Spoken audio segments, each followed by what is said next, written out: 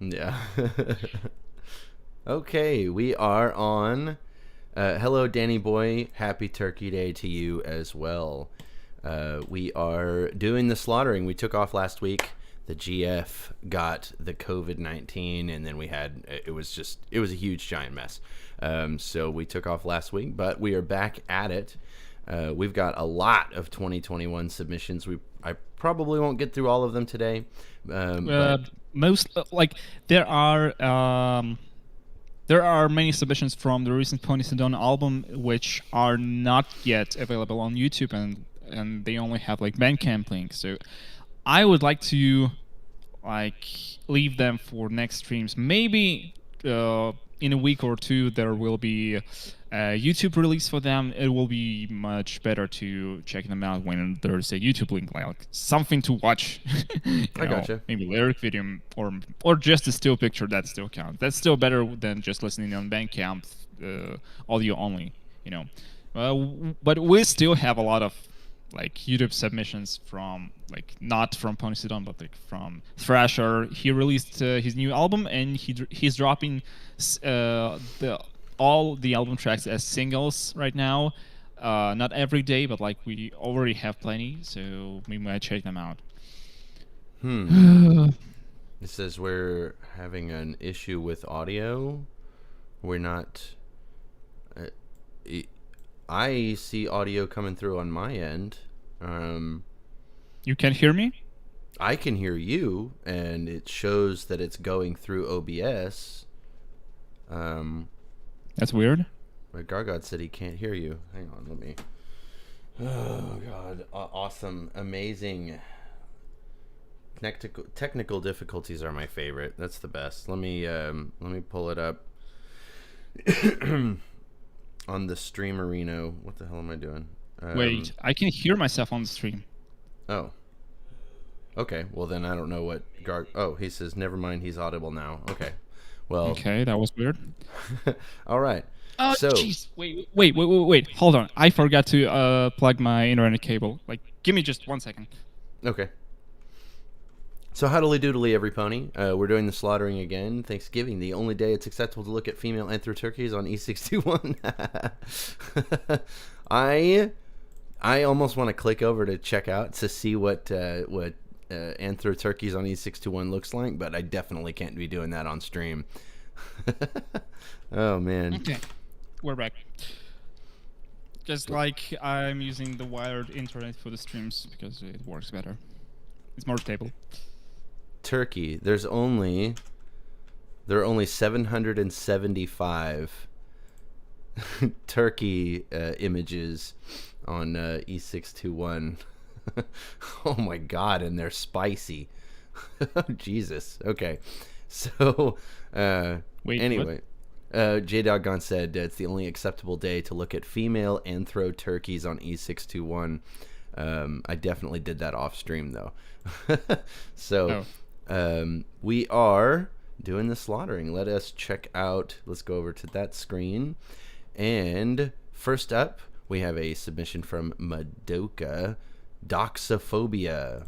This is a Bandcamp link. Do you want to go to videos and leave the Bandcamp links for later, or? No, I only meant that for Pony Sidon. I got you. Just the Ponies at Dawn. Okay. So Doxophobia. The Spiral Stone / Old Home from Phase 4, Forces of Nature Against the Redeemer by Doxophobia. Jesus Christ, it's 12 minutes long. What an opener for the stream. Okay, this better be good. All right, let's check it out.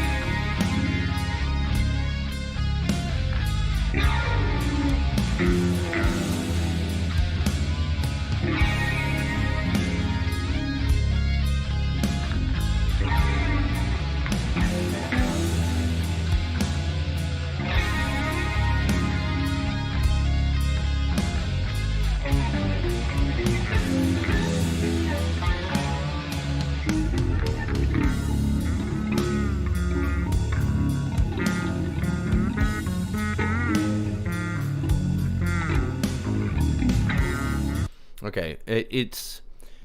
I think. That's fretless bass. Yeah, I think the tonally it sounds good. It sounds like a mess. It feels like it's not quite coming together. It feels like a bunch of instruments all playing at the same time, but not in the same room. It sounds like they're all, I don't know, for some reason it just doesn't feel cohesive. It doesn't feel like it's coming together, and I can't quite put my finger on it. It sounds quite okay for me. Like, it sounds atmospheric enough. It has like the comprehensible like idea that I can hear. I'm having some mixing issues because I think the clean guitar that is like playing the chords like instead of like not the phaser, like, what's the word, flanger or something like that. Yeah, it's like a chorusing effect. Yeah. That guitar is slightly overpowering the mix and is louder. Like, there are like distorted guitars that are playing like arpeggios or something like that, and the rhythm guitar, and those are more quiet than the clean guitar that is occupying a lot of mid space, like mid-range frequencies, and probably even the low frequencies. I mean, that sounds good, but it's slightly out of balance for me because like I expected it to be like more of a support to the instruments that were added afterwards. Yeah. And right now it's on the foreground, and the additional instruments that came out later, they are not quite there, like volume wise. But like, this is where the probably fretless bass started playing, so I'm intrigued for what comes next. Yeah. Okay. All right. I like it so far. All right.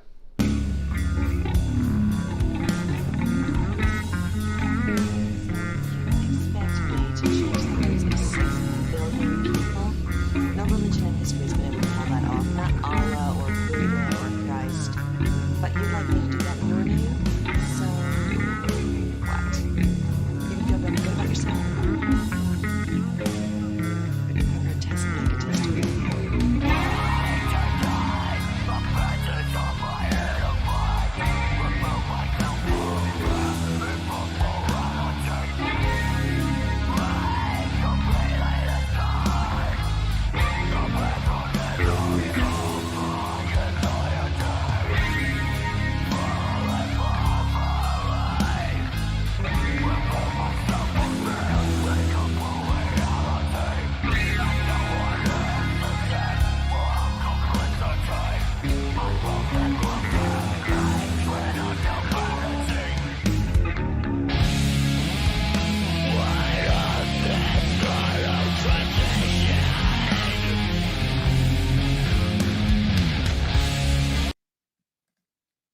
Now I think it's really come together. It's it seems it was quite atmospheric and whatever, and it was kind of interesting to have all of these bass instruments, all of these low end instruments working together to build up to this really kind of crescendo of like boisterousness, and it's pretty good. The vocals are they're okay. They're not bad or anything, but it's just I think the vocals are very fitting for this type of music because this sounds like sludge something. I don't know. This is post-metal, doom, sludge. Mm-hmm. Well, not sludge core, but like just sludge in general. If you scroll down the Bandcamp page, there should be tags somewhere at the bottom of the page. What does it say? Sludge metal, yeah. Post-metal, sludge metal. That's it. That's pretty much it. The vocals are very fitting for this type of music, so I think those sound very nice. Like, I've heard some examples of sludge that have really unpleasant vocals, trust me. Yeah. The way they sounded way too hysterical for this type of music, and this is just a solid medium, I would say. Okay. I think that it's got a pretty good tone, especially on like the mid-range attack. That's fine, and I think these mid-range screams are okay. I think that whenever we're talking about like slow-paced, like sludge metal, especially in this format, I think that probably like a lower tone is probably more appropriate, and that's probably just my taste, of course. But yeah, in this I don't know. It just seems a little bit. It's not bad, but it's not. It's just not necessarily popping out for me. But I think that it's really come together. This is especially with everything that the atmosphere, and I think it's good that it's come together in this little crescendo here.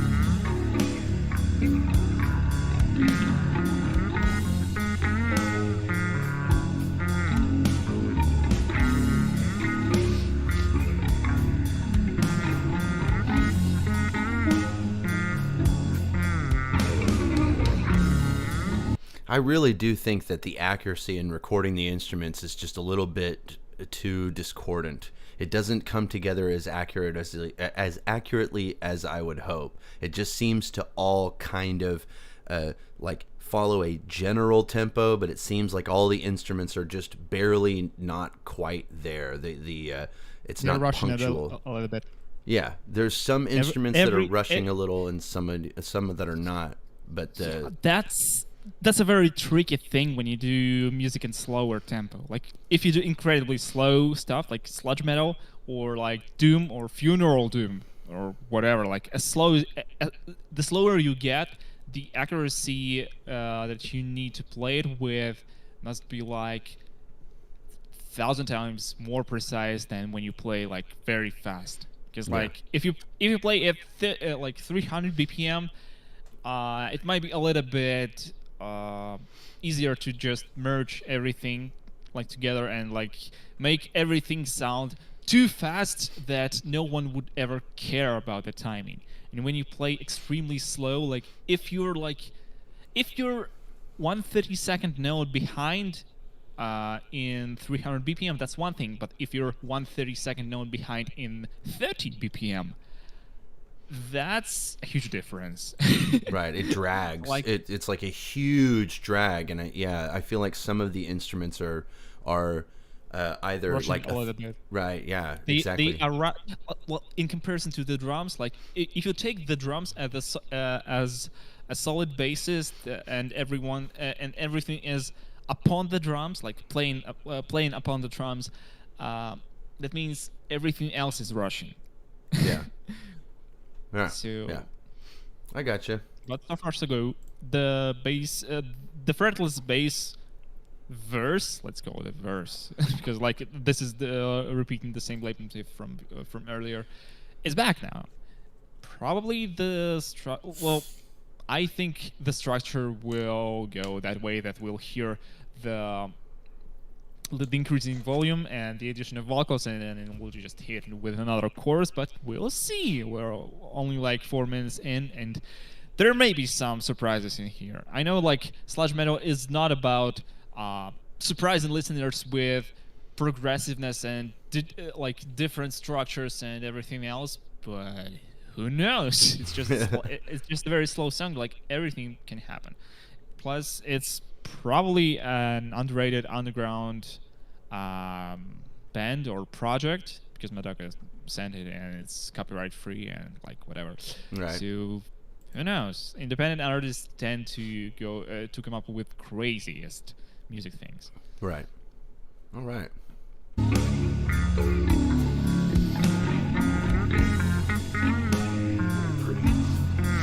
I do think that this guitar, the one that's very, very atmospheric, it's very huge, in the background.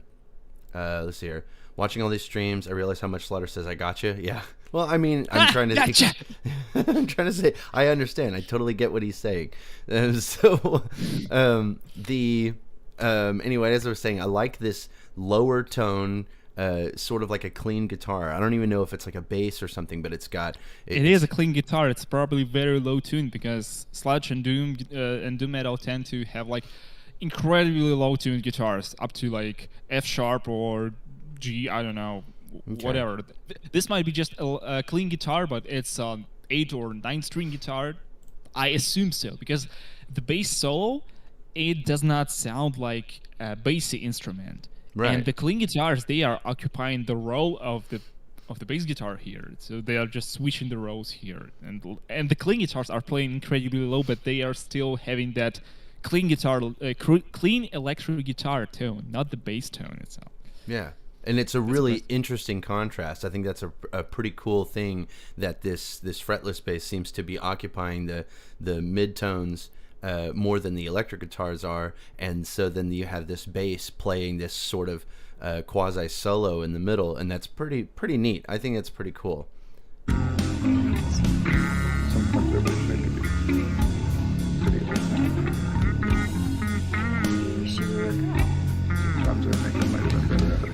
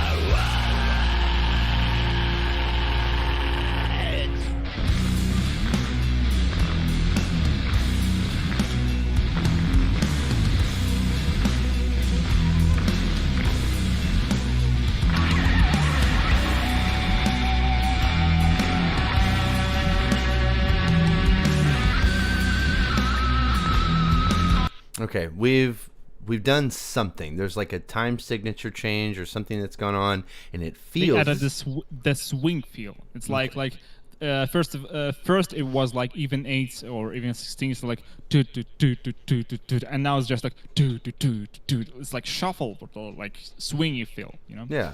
And it's and really, they changed really it, interesting. like almost seamlessly, because like they started playing that riff at even 8s, and then they switched it like halfway through. Well, not halfway through, but like several bars into this new part. Weight basses use strings. Yeah, I mean sometimes the basses have strings. I know that's not your purview, but yeah, sometimes. Yeah, that happens sometimes. Like, sometimes by accident, you know, like it just happens. You'd be like, damn it, I got a stringed bass. But this, the electronic elements are pretty are neat. The way they incorporated the electronic elements into this, it feels almost, even though it's still kind of the same tempo that they've been playing, this swing almost makes it feel like a breakdown, like it's very conducive of like action, of like headbanging, moshing, that kind of thing. And it was a pretty neat transition. Not gonna lie to you, it feels totally different than what we were listening to before, and it's really good. That was really good.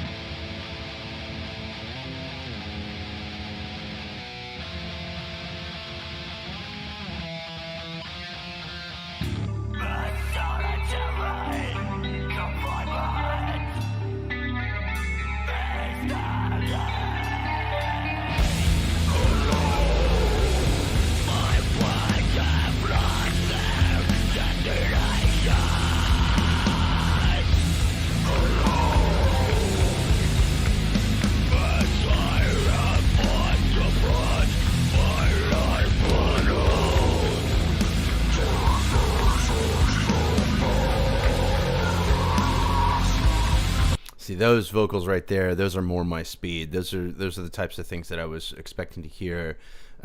This is really, really good. The way this came together, it started out, I was a little skeptical, and it's just getting better and better as we go along. Delicious. It's just delicious. That they are playing over that riff that was playing in the right ear only, like the right channel, and then it broke to a short break with clean guitars, and now we're just jamming to that riff that was playing earlier in the right channel only, like with full force. It all comes together. It's good.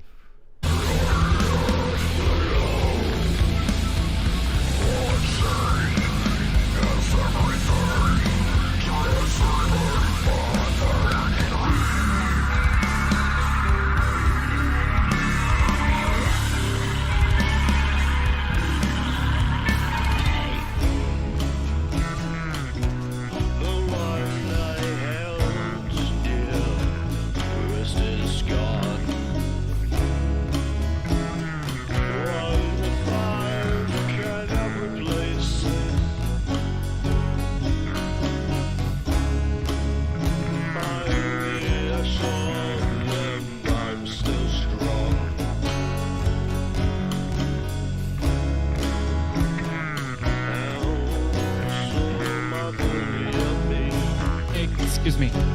Go ahead. This is a banjo. This is really a banjo. I wasn't sure if that's a banjo, but it is a banjo. I opened the main page of the album itself, like it's one track of the album, and there's in the description they credited like vocals, fretted, fretless guitar and bass, programming, modular synth, keyboards, banjo, and songwriting by Doxophobia. So it is a banjo.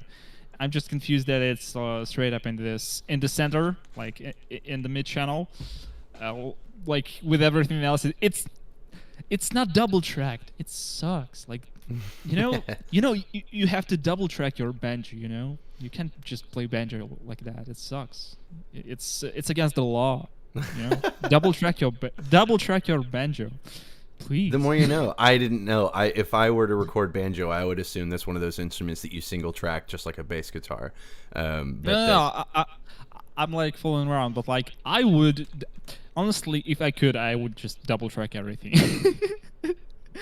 I mean, most of the time at least. I'm not good at mixing instruments differently. I prefer to mix instruments symmetrically. So I got you. Like having everything equally on each side. Hopefully, sometimes I tend to experiment with this and that, especially when it comes to percussion. While like with string instruments like mandolin, banjo, whatever, like guitars, I would record it as a double track. They decided to go for a single track. Maybe there's something else coming to it, because right now it sounds like a country song, like country sludge. I don't know, this particular part that was clearly an artistic choice, I'm pretty sure, because it's layered with that bass solo as well. The on passages like these, it seems like whenever the distorted guitars drop out and it's just this clean, I think what is ruining, hello Burning Gryphon, I think what's ruining the cohesion is that it feels crowded. It feels like there's a lot of sounds going on, but they're not quite fitting together. So whenever we're doing the distorted guitars, it really comes together and it really fits, and it's all, it is round pegs, circle, hole, or whatever, and it sounds really, really good. But then when we drop into these more acoustic passages, it tends to feel very crowded. There's a slamming brutal death metal band called No One Gets Out Alive, and the vocalist plays a banjo while doing gutturals. Fucking based. Or banjoed, I guess. Anyway.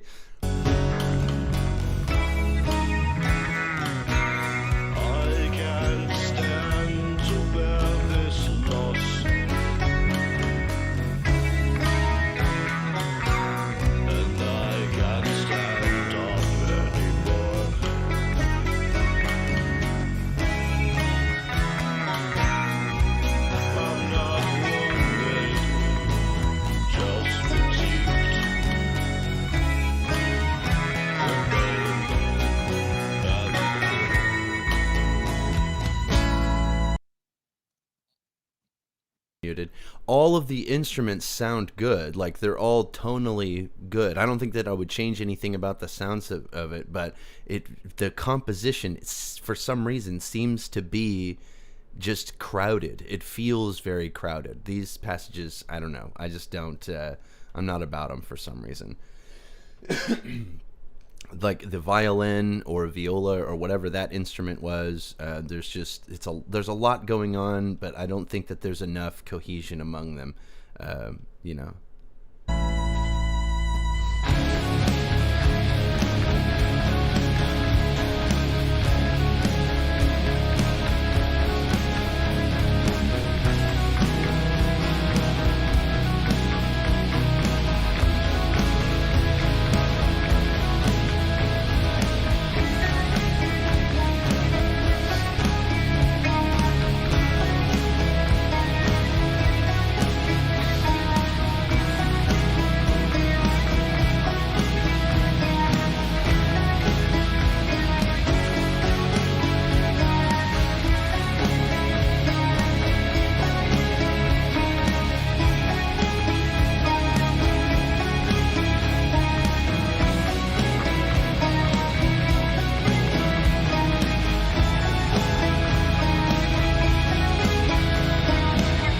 So we have a lot of instruments going on.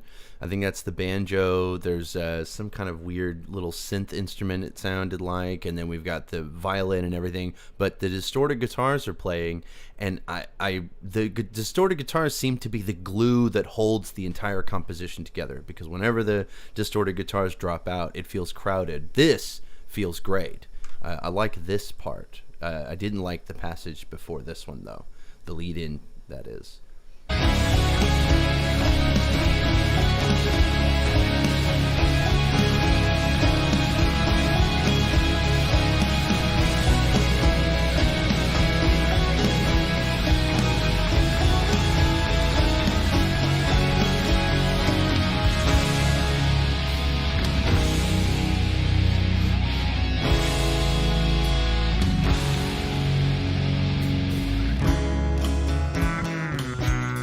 So many decades I would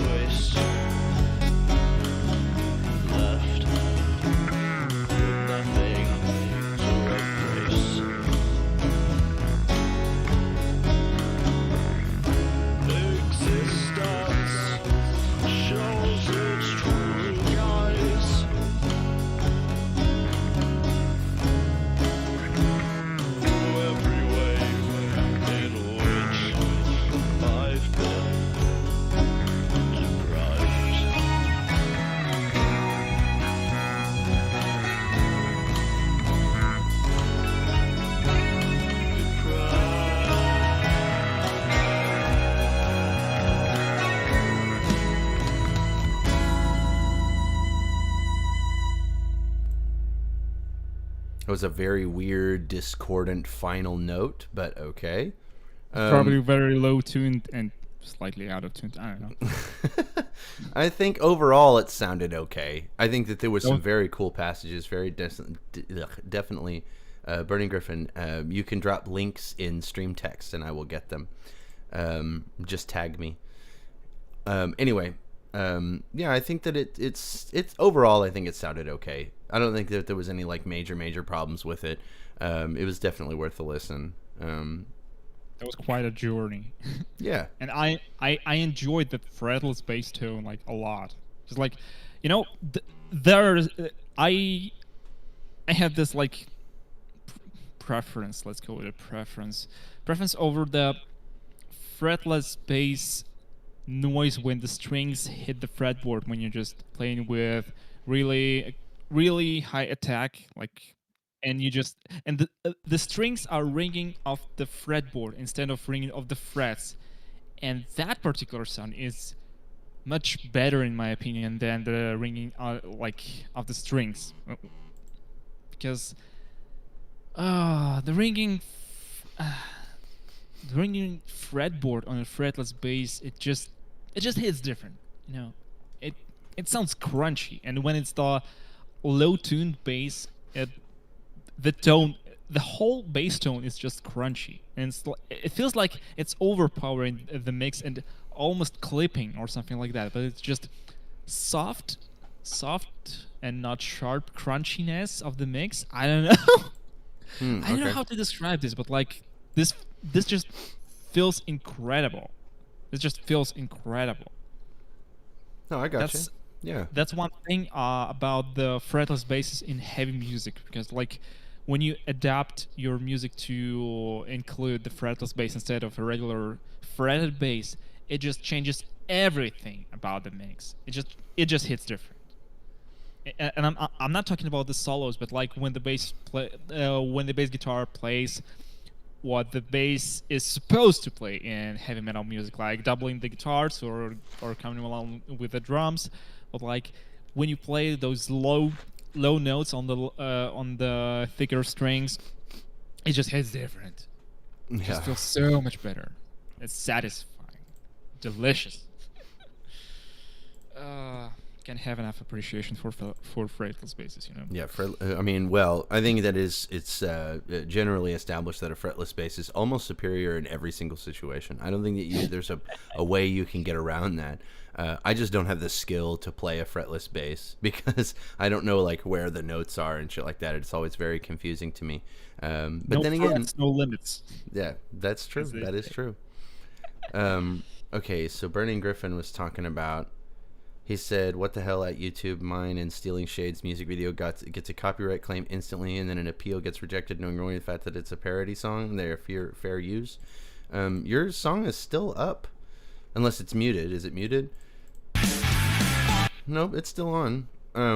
If your song, listen to it because it's on the list. We can check it out. Oh, okay then. So."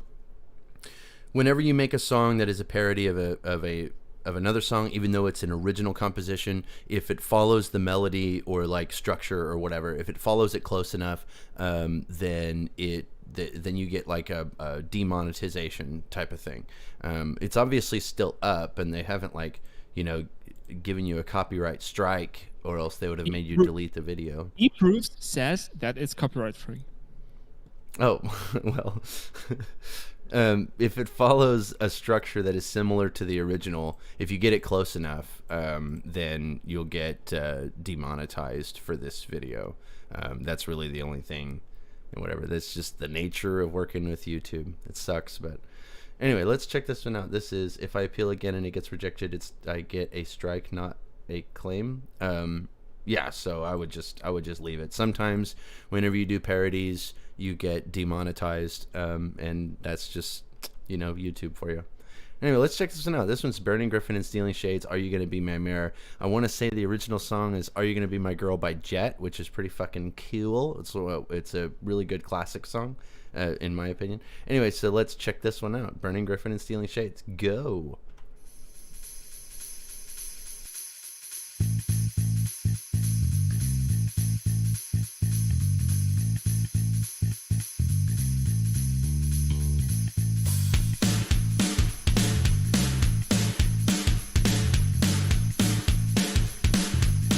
Okay, we have to appeal to stealing. We have to appeal to Soul Strings for critiquing this bass tone, because it seems to be very regulated down to the lower frequencies. I didn't really hear any upper frequencies on that one. Didn't let it breathe. We got to let the bass guitars breathe. Something tells me it's a synthesized bass. I'm not totally sure. VST. It feels probably. It feels a little too clean. There was no fret noise. Sure. I know like some VSTs like add that like fret noise or string noise or dirt or whatever. They do it, but it's still it's not selling it. It's not selling it to me. I gotcha. So, yeah. Maybe it's a real bass, but like extremely quantized. Could be. But for now, I don't. It doesn't sound natural enough to me. It's good though. It's good as long as it works in the mix.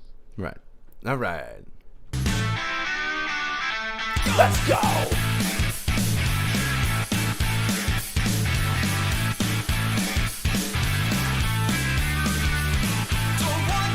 Take my hoof on me, 'cause your bass don't find and I really want to make you mine. Okay, so it's the gate. It seems like there's a noise gate on all the instruments that make them drop out, like it feels like pauses rather than mutes. That's interesting. That's an interesting choice to turn the gate up that high.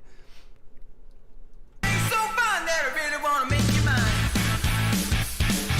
4, 5, 6, put some sugar in the mix. Now you don't need the space when you make it pies. Yeah, that's it, girl.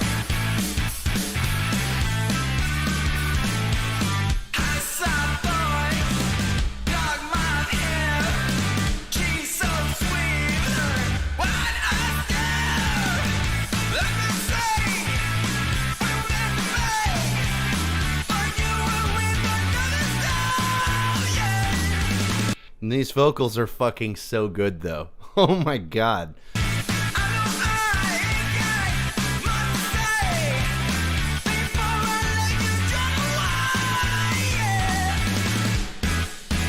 Oh, the guitars are just cut, not gated. Okay, that's an interesting choice. I probably would have left the resonant sounds in between the different takes or whatever. I probably wouldn't have cut them like that, but it's working out. These. I don't know who did the vocals. Was this Stealing Shades on the vocals? Pretty sure it's Stealing Shades. Yeah, man, he's getting it so hard. He's doing very, very good. I said, are you gonna be my mare?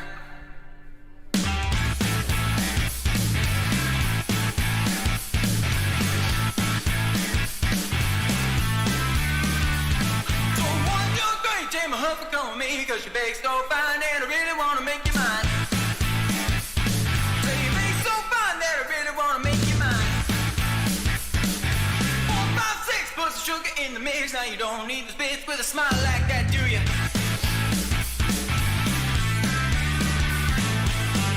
Now these fucking guitars, the tone on these guitars are really, really good, and I think that Moto bass works really well in the mix. It's not bad. It's coming together. It sounds really fucking good. I really like this quite a bit.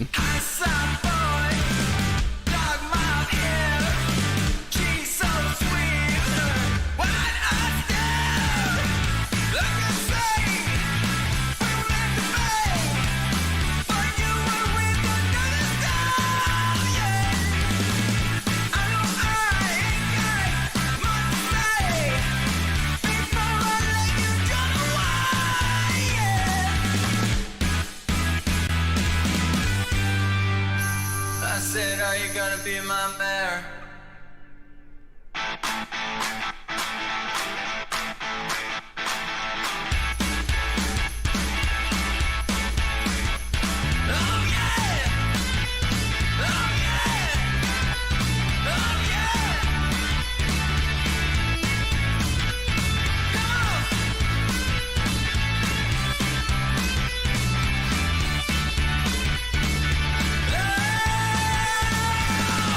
Look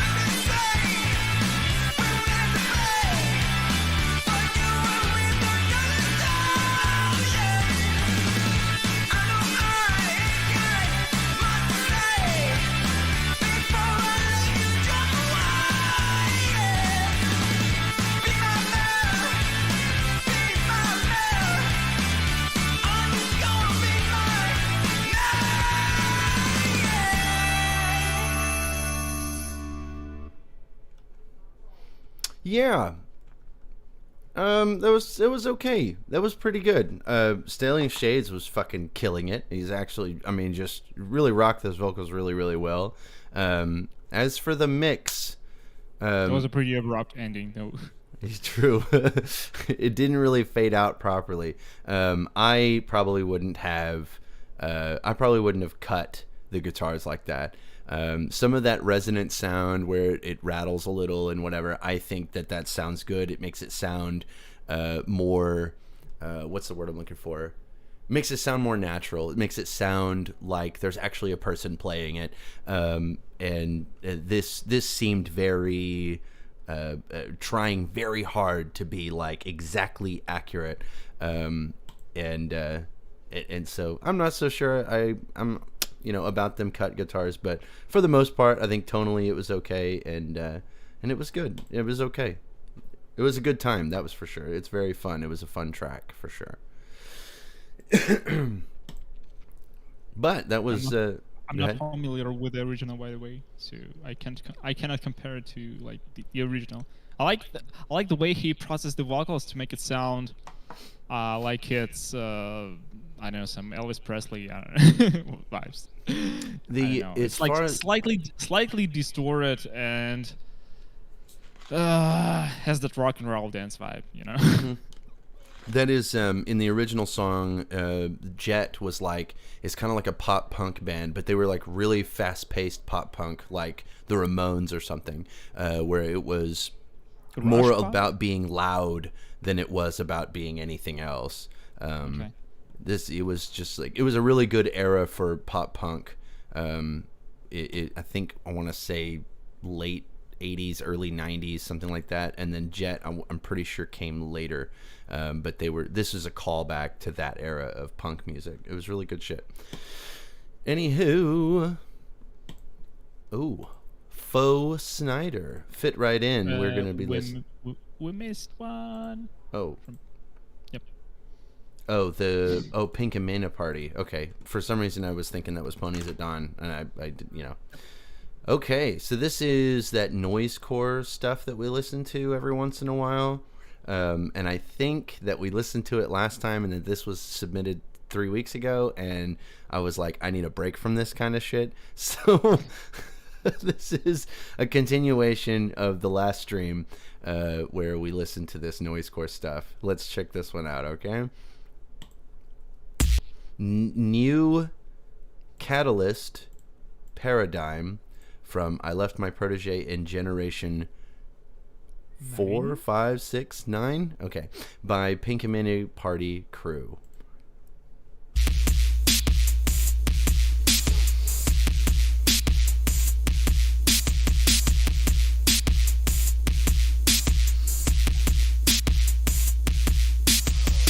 Someone is here. Someone not from our time. How did she get here? We have to send her back. What do? We have to be careful. But what will happen if we all interact? Eclipse of time and space. We've already found you. We'll put you in your place. So girl, you're out of time. You are the paradox.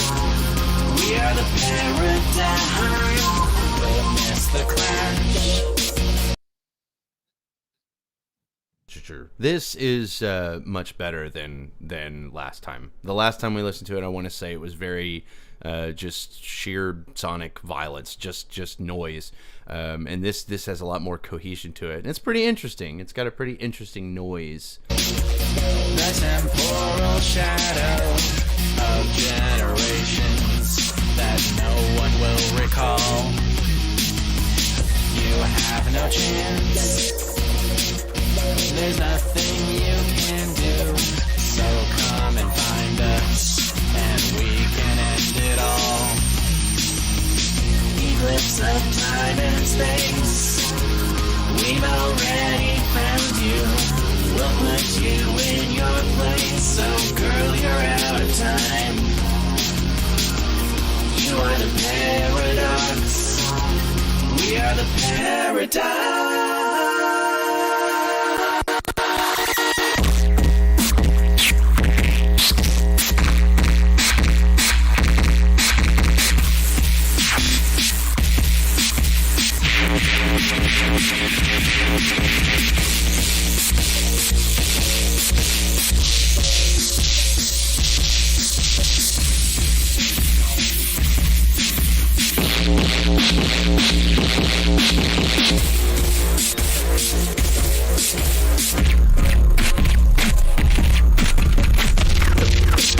It's kind of neat how we're getting so it's kind of neat how we've gone through all these different variations of sounds. It's kind of the same beat, but it's going through all of these motions, and it's neat. It's interesting. It seems a lot more simple than what we were doing before, but like, man, at this last line, it just took a hard fucking left, and it was really neat the way that we just kind of transitioned into that. The transition was short, but it really led the ear there. It wasn't just kind of out of nowhere. It was out of nowhere, but it was also, enough to not just be out of nowhere. I don't know how else to describe that.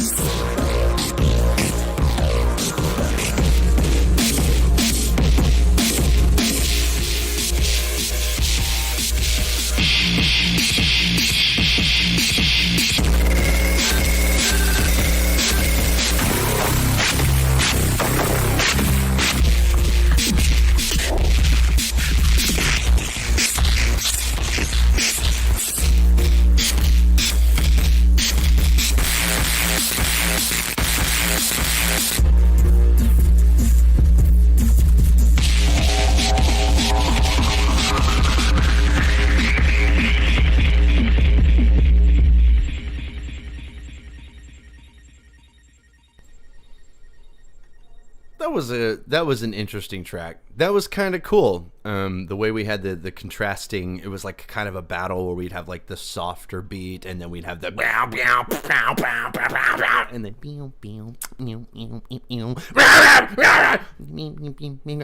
it was neat. It was a cool song for sure. I don't really have much to say about it. This like hard style is totally and completely out of my wheelhouse, but it was a neat song. So that's really all I have to say about that one. So we're going to do yet another. We're going to have to be. This has really 90s industrial feel to it, and I'm all for it. Yeah, like almost like a Power Man 5000 type of shit. Okay, so Faux, and that sounded like the original shit, but maybe they're doing just like a vocal cover maybe. Anyway, this is Faux. I've never heard of this person before. They came up and I recommended, and I was just like, ooh, I have to check this one out. So we're listening to yet another fit right in cover, because we're going to be listening to fucking My Little Pony Generation 5 songs probably until the end of time. This is going to be like covering the My Little Pony Friendship is Magic theme song. It's just like every single Brony musician ever has to do one. It's the law or something. So anyway, oh, look at that. I'm proud of them. 0 dislikes. Can you believe it? No, it's not the dislike. It's just like, okay, that's not this 16-bit code, but like the letters represent the numbers, like yeah. There's like binary, then hex code, then something else when it just goes like 1 2 3 4 5 6 7 8 9, then A B C D, etc., etc., and then it's like the whole alphabet, and the dislike actually says a huge number of dislikes. Oh shit. Okay, so this is a cover from Faux or Fox or whatever. I think it's Fox Synder. I'm not entirely sure, but something tells me it's Fox Synder because I've heard her name like that. We mentioned a few times on Pony Sedona at least. All right.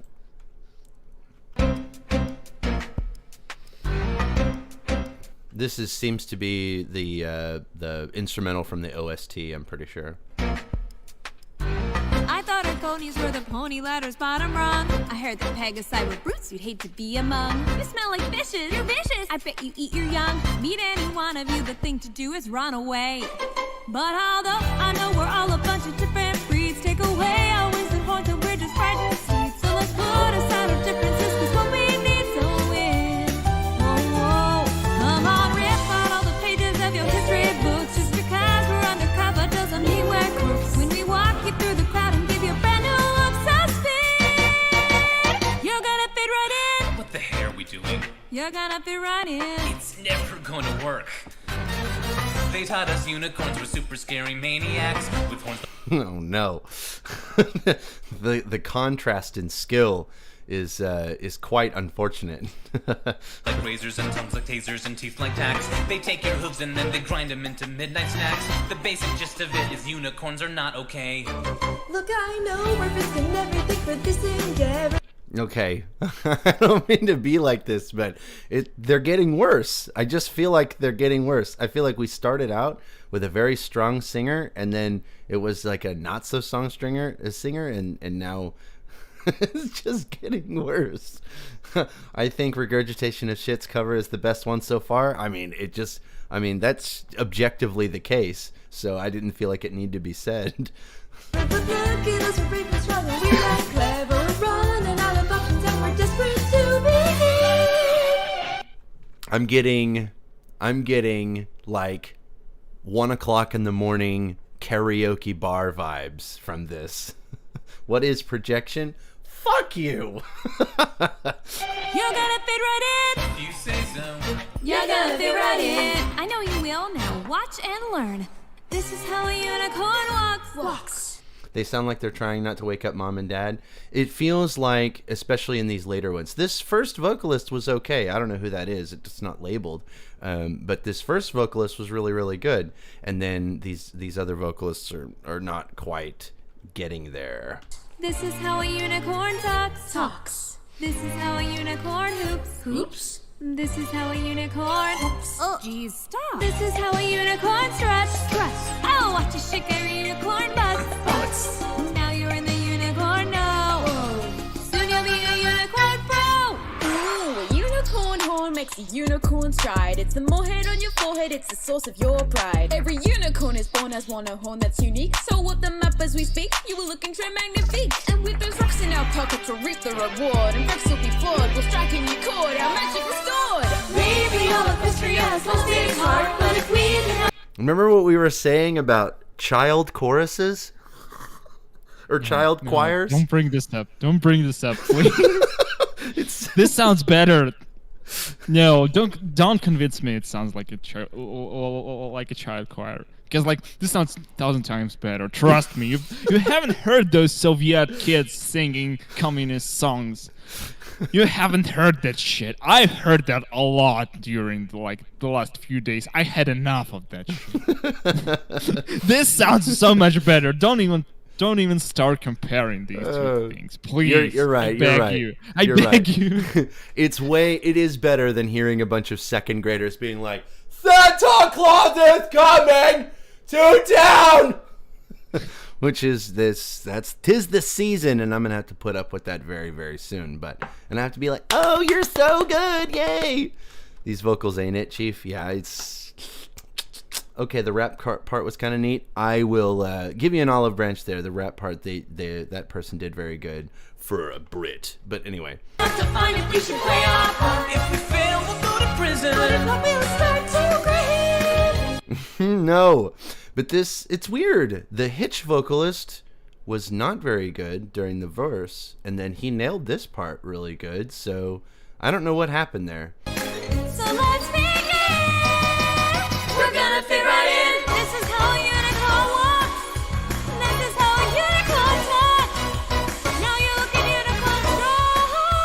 This is how a unicorn ends this song. Oh man, wait, hold on. Okay, I'm sorry. That was kind of nice, to be quite honest. I disagree. It seemed like it was. This is how a unit is strong. And Actually, she nailed that last note. no. Intonation-wise, It was. There was no. it was perfectly in key, to my hearing. The intonation was good. I'm not saying made that it was like out of key. I think that the execution of like changing notes. Yeah, the execution was far from perfect, but like music-wise and intonation-wise, that was okay. Yeah. They are trying their best. I'm pretty sure of that. Yeah, it All in all, it sounded cute. It was okay. Like I said, it's 1 a.m. Karaoke bar vibes. Where are the gutturals? I don't know. Basically unlistenable garbage. There's no blast beats. There's no gutturals. Where was this breakdown? I mean, come on. Like I don't even understand. But yeah, I think that it's an A for effort for sure. To get these vocalists together to make it all whatever. Man, they brought somebody in to mix it. Awesome mix. Okay. Anyway, yeah. So I've never heard of this person before, but I want to see more. So we'll go ahead and. I can drop you a rec if you want. A favorite rec? song from her, like a recommendation, you know. Oh, okay. If you want to check out, like right now. Okay. The example of her singing on someone else's track. It's not on her channel. I think. So if you enter Sonic Rainboom. Sonic Rainboom. Honeycrisp. Honeycrisp. Yep. Hey, you know what's better than a $5,000 PC? What? Skipping $5,000 ads. PC that costs Skipping $0. ads is better. Ads.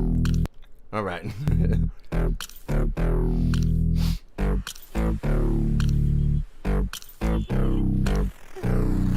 I can't afford the expenses of bringing you up here on false pretenses. I can't just say I like the produce even if it's true, 'cause you've outsmarted all of my defenses. A modern girl should really take the lead and get in your face to get what she needs. But wouldn't that be creepy? Just show up like, hey, it's me. I guess I'll just wait here and hope that you'll bring me a honey crisp. So juicy, sweet with skin I want to kiss. Oh yeah, one of these days I'll ask you to stay and get a taste of your honey crisp. This is a million times better than what we heard before. The instrumental and vocal melody are 2 different keys. Do you think so? Yeah. I mean, I'm pretty sure of that because like the vocals don't fit the instrumental that good because like they feel completely off, like from a different song, from a different key, like as if it's an electronic remix with the acapella from a different song. But apparently it's an original song and it was supposed to be that way, as far as I know. And somehow it works. It's a really weird combination, and I had to take some time to get used to that because like that sounded like, hey, these vocals are from the different song. Like that doesn't fit the instrumental at all. But it fits. Somehow I thought it was. It sounds odd. That's Very why it's odd. surprising to me that it was in 2 different keys because it seemed to work so well together. I thought it sounded awesome. So that's surprising to me. I'll pay more attention to that.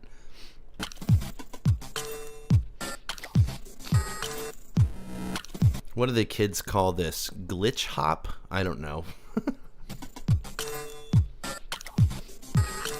Shy boys are such a pain. Have I not made it plain? I look like an apple order.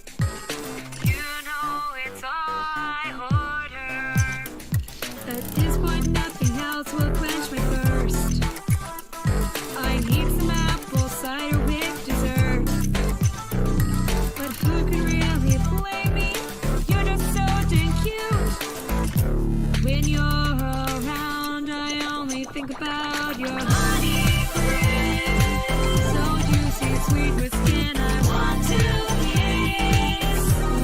I think it's neat. The layered vocals just, I don't know, it works really well. I think it's a really neat sound. I think that it's just, even if that we have that kind of discordant difference in the keys, it's neat. I do want to point out that this straw right here, the straw is not in the glass at all. As you can see, the top of the glass here, the straw should be on the other side of this line. So we're drinking. Maybe it's a different perspective. Maybe the glass is tilted towards her. If the glass is tilted towards her, then this line should be above the straw, and this line should be below the straw. If it's tilted away, then this line would be above the straw, and this line would be below the straw. So this straw is in nothing. One of these days, I'll ask you to stay and get a taste of your Honeycrisp. So juicy, sweet with skin, I want to taste. Ooh, yeah. One of these days, I'll ask you to stay and get a taste of your Honeycrisp.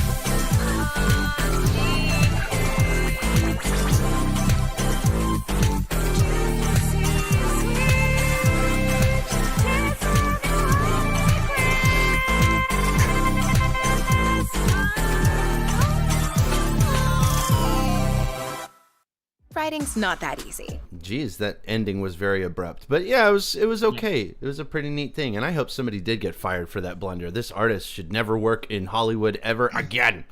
Actually, this song like sounded slightly uncanny and psychedelic to me. It's like a little bit acid. I don't know.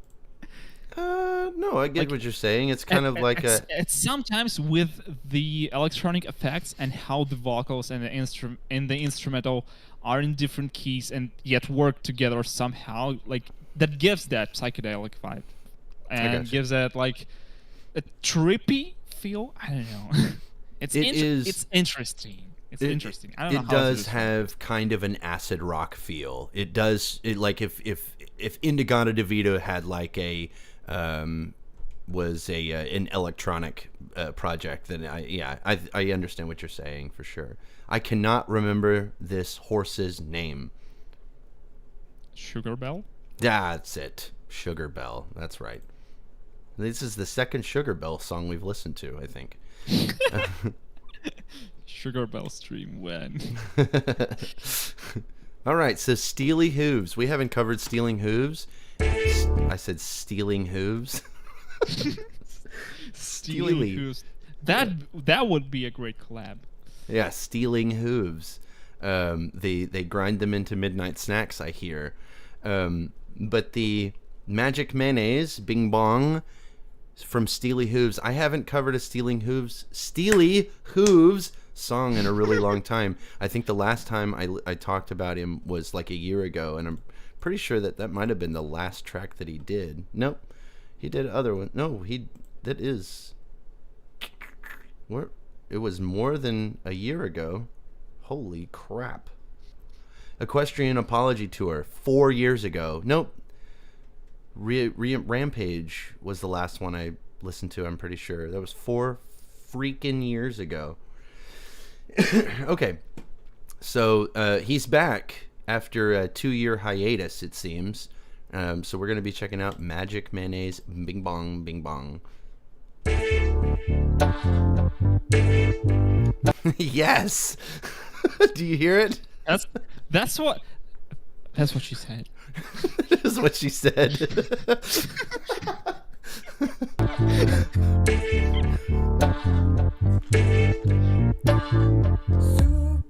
Superstition, luck, astrology, it's our religion, not mythology. You can tell me it's delirious, cause everything you see is mysterious, and you don't know what hides in the dark. Used to be masters of fascination, illusion and conjuration. So, gotta be scared cause we're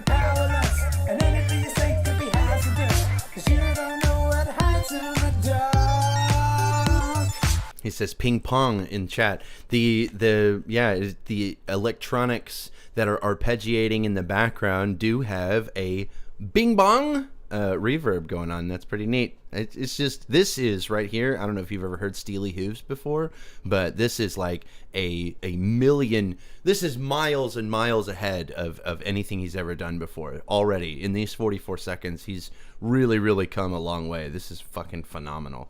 I like this really hard 4 on the floor beat, and then that bass instrument, whatever that is really underlining it really well. I think it's got a nice warm tone to it that just works well with the drums. It's just this, I don't know, I like it. I think it sounds pretty good. And then the vocals, very soft spoken but also delivered accurately. It's good. I like this so far. Magic man, Feelin nails. Magic man, Feelin nails. Better save it and dance, or you won't have a chance. The chicks gonna come and wreck your day.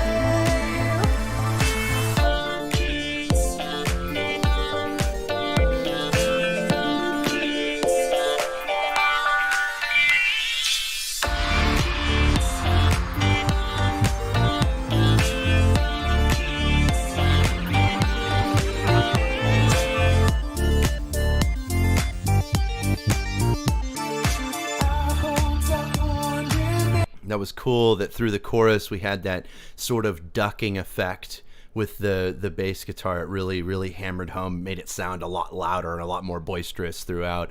I hope that we get a little more variance in the melody with these vocals through the verse, because it seems to be following mostly the same, and there's not really a whole lot of variance going on. I hope it gets a little more progressive in the composition. So, but every pony's so judgmental. 'Cause we used to be a question of beauty queens, and now we can't open up a can of beans. Oh, when did life get so hard? Magic man, Feelin nails. Magic man, Feelin nails. I better save it while you dance, or you won't have a chance. Jinx gonna come and wreck your day.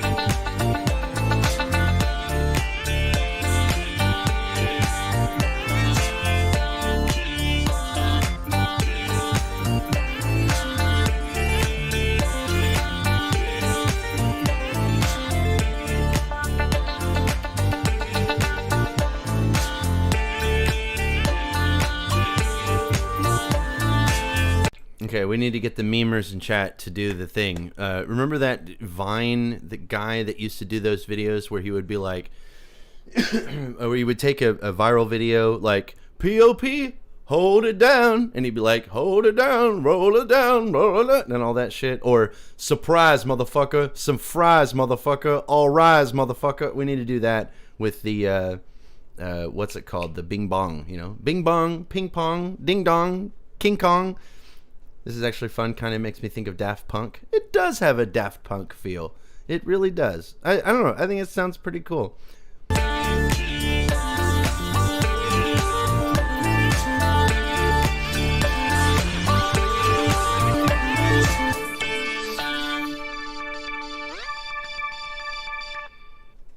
The only thing that would make that would give it more of a ding dong, what the fuck, more of a Daft Punk feel is if it started out going bing bong, and then it just did that and only that for 4 minutes straight. That would be that would be right on a fucking Daft Punk song.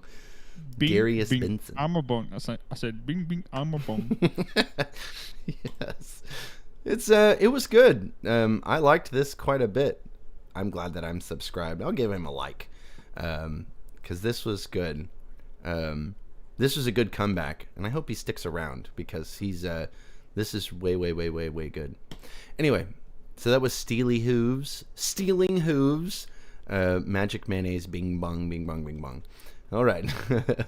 So, we did the Burning Graves. Why? Like, oh, he misspoke. Oh, he misspoke. Oh my God. Anyway, we're skipping Ponies at Dawn. Graves. Burning Graves. Burning Graves. At least it's not. At least it's not the burning gravy. Yeah. Considering it's Thanksgiving or whatever. It is Thanksgiving, the Turkey Day. Burning gravy. So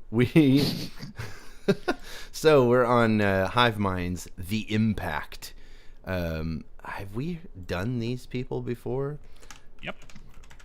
I recognize is a collab project of Thrasher and Nightcrow. They do mostly harsh electronic music, sometimes with metal elements in it, but it's like a side project of Thrasher where he goes full on electronic stuff he wants to make. I gotcha. Okay. So it has like metal elements. All right. Sometimes. From Ponies at Dawn, Aurora. All right. Yeah. So let's check this one out. This is Hiveminds, The Impact.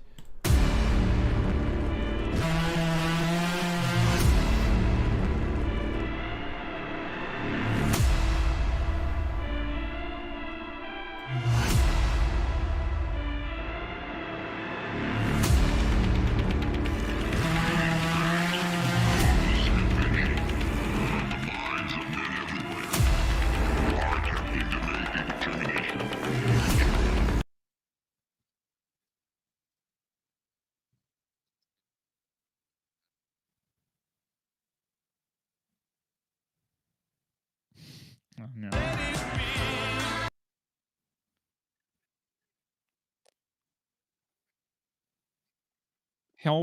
He always pronounced the B as P because like it's very soft. Like if you use like the deep plosive or something else on the microphone, it's like let it P. So that's what he says. Hang on.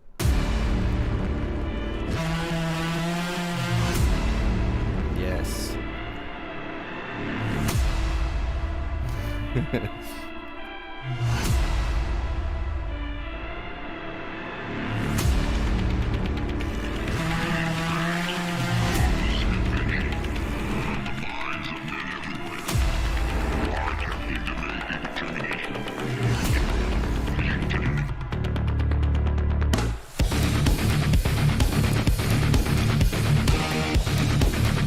Oh man.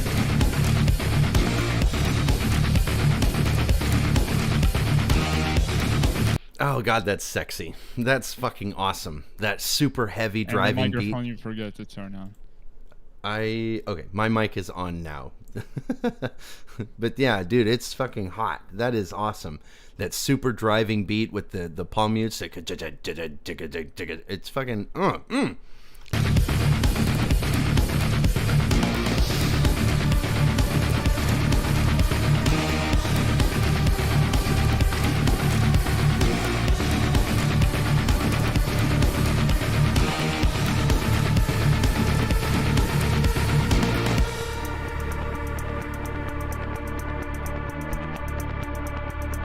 Slaughter speaking while muted is one of the best things ever. Oh yeah? You like this?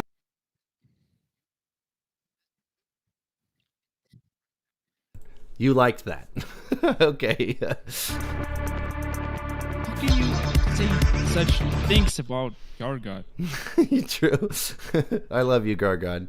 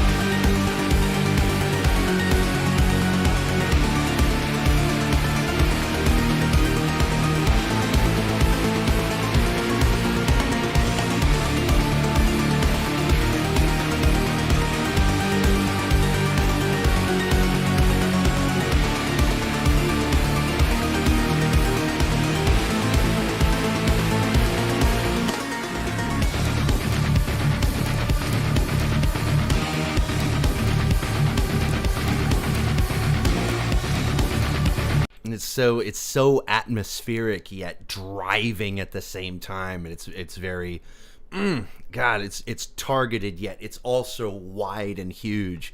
This is incredible. This is how does it not even have 100 views on it? That's, I mean, because they started this project recently, well, semi-recently. Yeah, but even then, I figured something like this would just blow up because, damn, it's good. It's really, really good.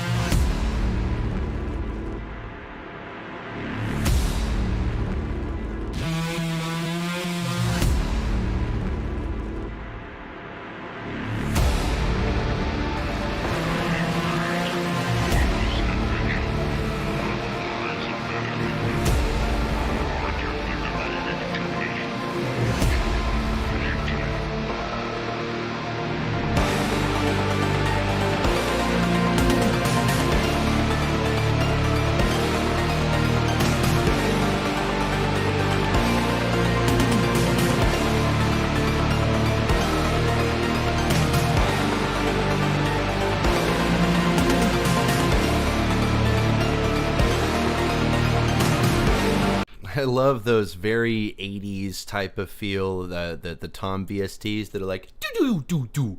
It's cool. I like that a lot.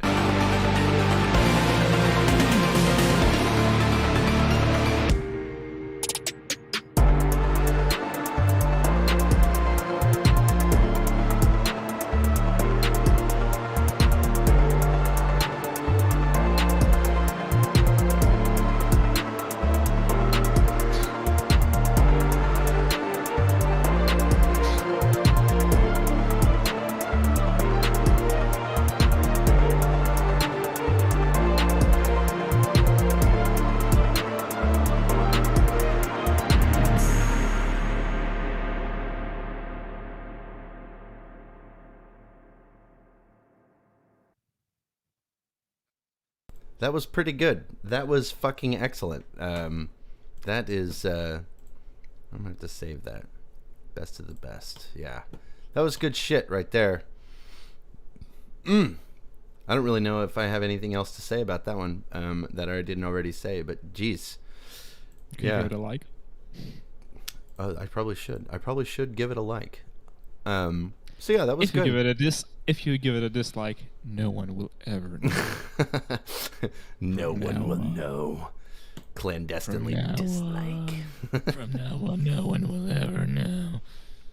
Doom vibes? I don't know. No. I don't think it has Doom vibes. Doom is a lot more heavy metal. This seemed more like house or trance. Doom music is in MIDI, like. Yeah, there was. Wait. Gargod actually said that too well. Doom music was in MIDI. Mm-hmm. This is not MIDI. This is MP3 or something like that. This is not MIDI. So next up we have Twa3. Okay. Oh, that's a Ponies at Dawn. Never mind. I'm sorry. Okay, so next we've got Andy Feelin and Velvet R Wings. I'm pretty sure we've heard this duo before, and I was very impressed. So I am. That's from Ponies at Dawn, but it's from the previous album. It just so happened that we only brought this to YouTube right before the new Ponies at Dawn album release. Oh, I see. It's got the OGs on it. I recorded the bass for it, and L Train recorded the acoustic guitar solo.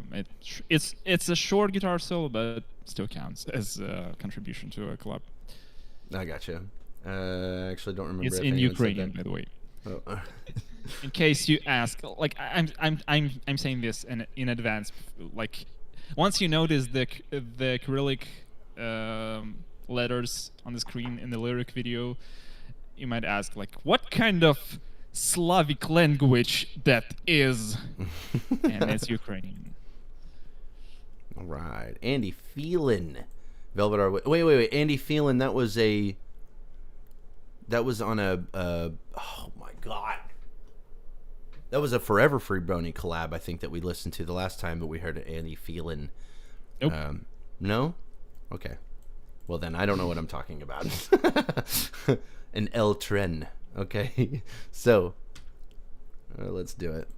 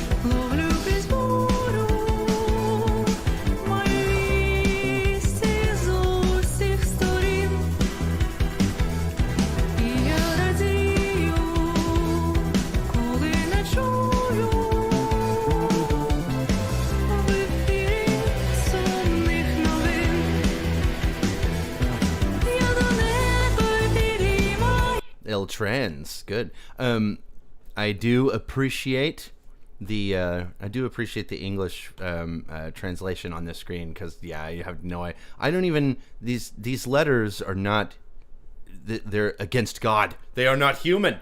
But the vocals are really fucking good. I don't think I've ever heard, whoever this is. I think it's Velvet R Wings that's the vocalist, correct? Yeah. That's my sister. That's your sister? Yep. Oh, well, then she's very good. Because I don't think I've ever heard of Velvet R Wings that wasn't absolutely fucking incredible. It's really, really good. Just this whole composition coming together is really fucking good. It's very it's varied and it's good. It feels interesting and it's fun to listen to. Okay. It's also like 80s. Yeah, like it's disco something style. I don't know.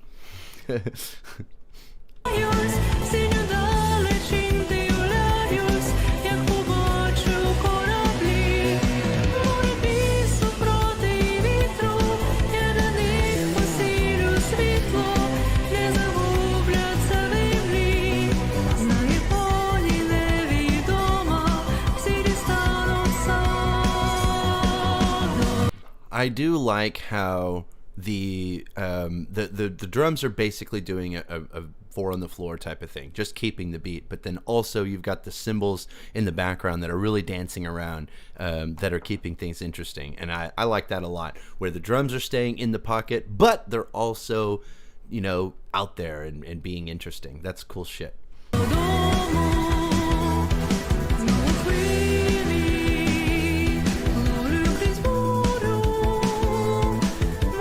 They're speaking the language of the gods.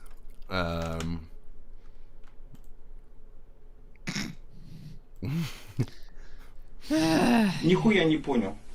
Ну, очень интересно. That's all I have to say about that one.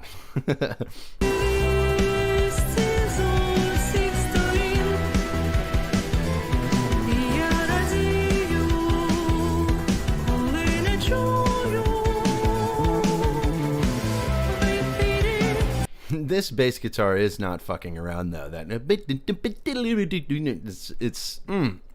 It's so good. It took a while to figure out the tone, to emulate the tone of the precision bass on my string. Oh man! But it's the neck pickup and a lot of mid range. Like boosting the mid frequency is like all over. Like ramping up to 11 almost. Yeah. It was like nearly clipping, but like that was the thing that made it sound closer to the precision bass. So we spent a lot of time trying to figure out that right tone. I mean, it paid off because it sounds really good, and then it's also tracked really well. It's just this is a really, really good composition from start to finish, all from top to bottom. I like it a lot.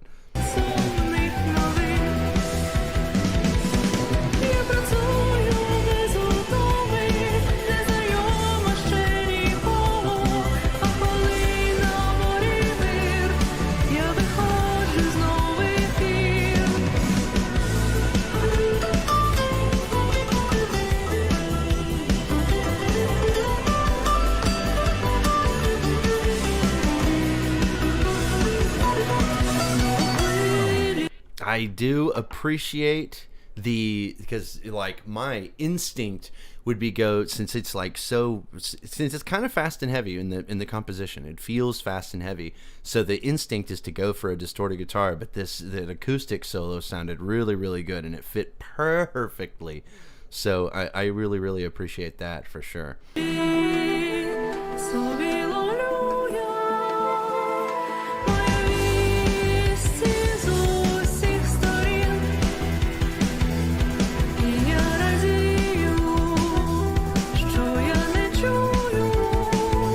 I are padiho, wo are he eho. Uiho. There you go. I speak Ukrainian now.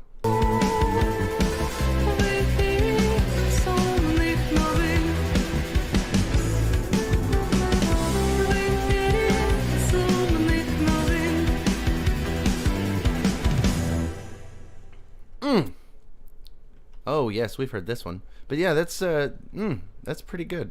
That was really good. I liked that quite a bit. There's really nothing not to like about that. If this is your thing, if like fast, hard driving music like that is good, especially with the contrast between like these soft delivered vocals, but are also, powerful enough to not get swallowed in the mix like that. It's really good stuff. Kind of like orchestral, or like no, the word I'm looking for is operatic, something like that. That's what it kind of feels like. Good shit. Okay. So we're moving on. We've got Jikro.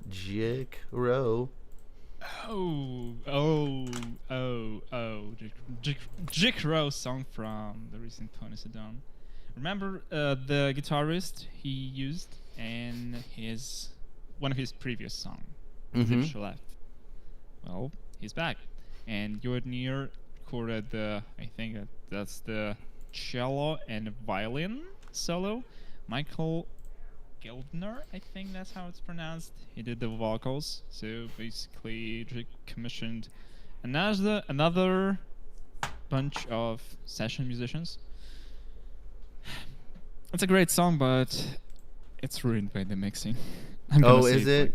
Oh, I'm no. gonna say it right away. I am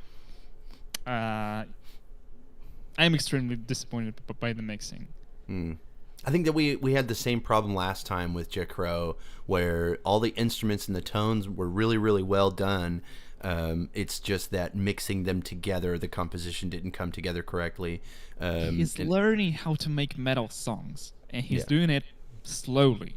Well, he needs more exercises. I gotcha. He will definitely watch this one because he has that YouTube thing that gives him links to any videos with his music on it, like not the copyright, like copyright thing, but he's mostly just curious who is listening to his music, who uses his music in his videos. So you will definitely watch this one later. Okay, so sorry, Jake, we gotta but talk I'm going to good be shit. honest with you. You need a lot of practice with metal mixing, and well, metal songwriting is good, like in this particular song, but the mixing. It's a drawback. I gotcha. Yeah, it brings it kind of diminishes the accomplishment of the composition. I gotcha. Yeah, and like I don't want to sound extremely rude, but I cannot lie about this one. I understand. Okay, so it's 4 minutes, 45 seconds. Let's check it out.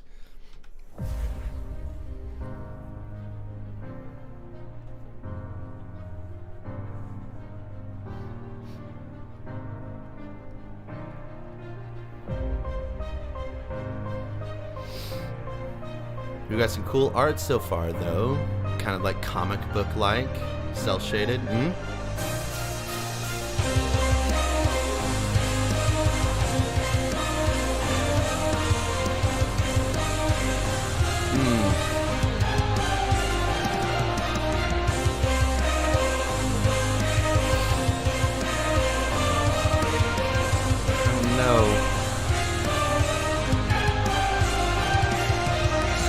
Those drums are getting swallowed entirely, and they're extremely, extremely dry.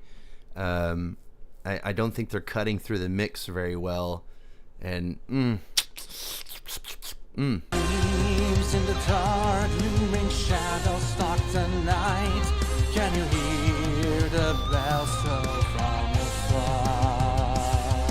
Our mission clear and worrisome through abyss and pandemonium, and we know we might not survive today. these fucking vocals are really good, though. He's nailing that. I mean, just absolutely crushing it.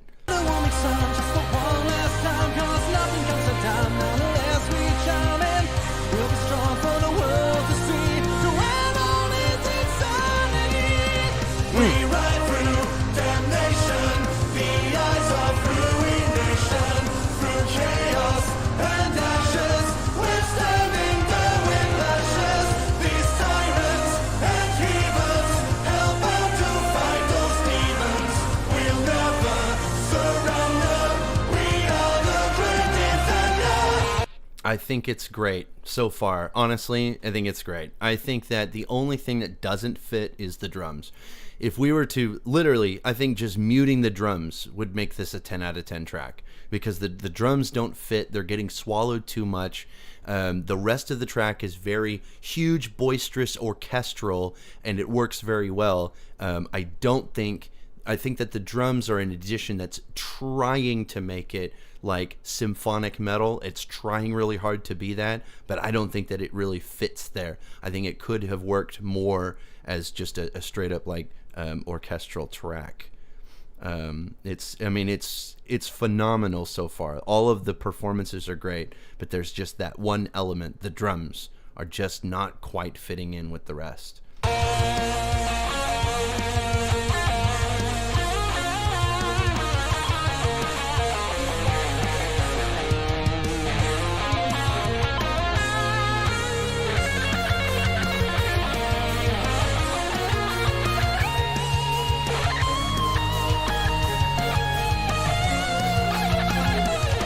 Maybe I'm diagnosing it incorrectly, and Black and Blue has it correct. He says, without the guitar and the bass, the drums sound sparse, and that's probably might be my contention with it, because here with the guitars coming in, it seems to come in a lot better. The glue has been laid, and the composition has really come together a lot better. But whenever the guitars drop out, the drums feel very out of place. So maybe that's what my problem is.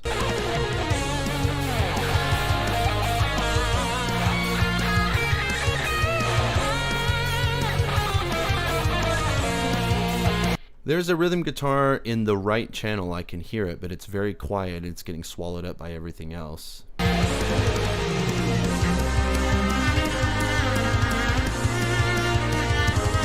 The rhythm guitar is most definitely just strictly in the right channel.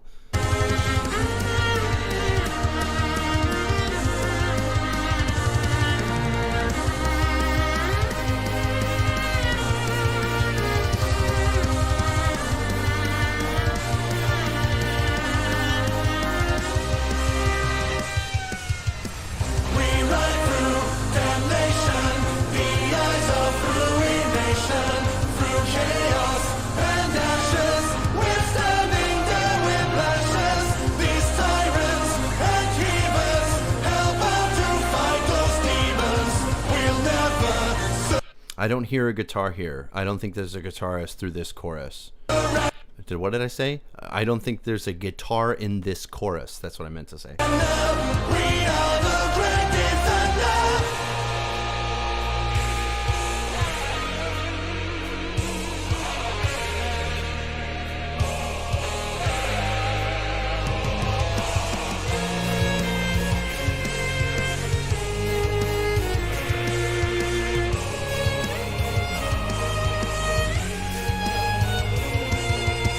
I'll probably give this mix a couple of once-overs, but yeah, this mix leaves a lot to be desired. It seems that way.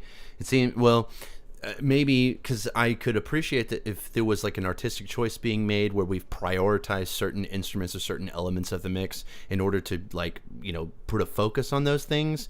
But in my personal opinion, for my particular tastes, I think that the metal element should be probably the focus, and then everything else seems to be, it should not take a back seat per se, but should be mixed more evenly. But it seems like we have a huge focus on all of the strings and the winds and shit like that, and not everything else.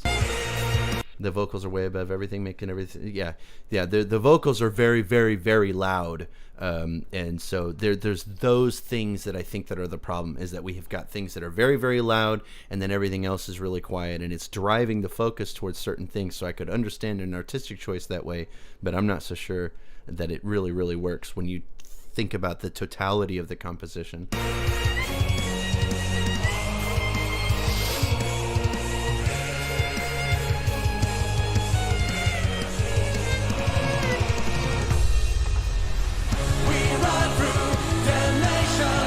Wait, hold on.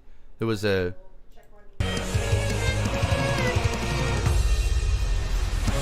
There's, yeah, that right there where you can hear the guitar being incredibly buried, because in the right channel you can barely hear a dive bomb during that break. Right here. Yeah, dive bomb into the key change, but yeah, it's good. I mean, it sounds good. It sounds good. It's not like bad or anything, for sure.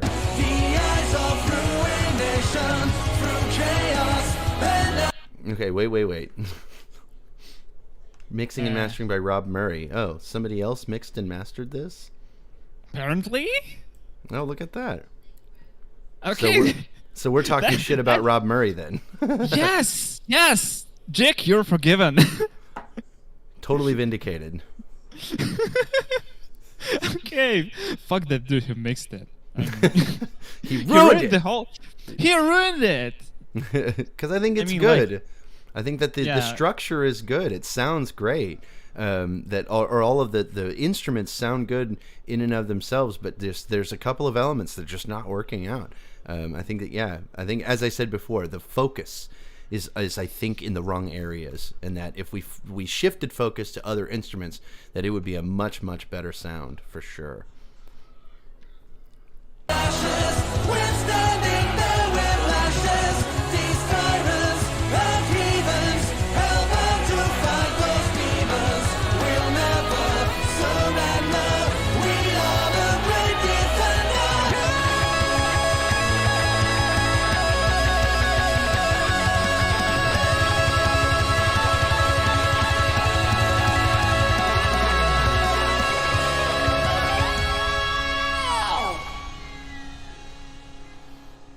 Still sounds like it's just a karaoke version. Just like the vocals above everything, and the instrument is deep in the background of everything else. Mm-hmm. So like, I don't know. It's like when the vocals come in, like during the verses and during the chorus, they are just extremely loud, and the vocals just when the vocal part end, and for example the solos come in, or I don't know, an interlude or a bridge or something like that, the whole track just dives.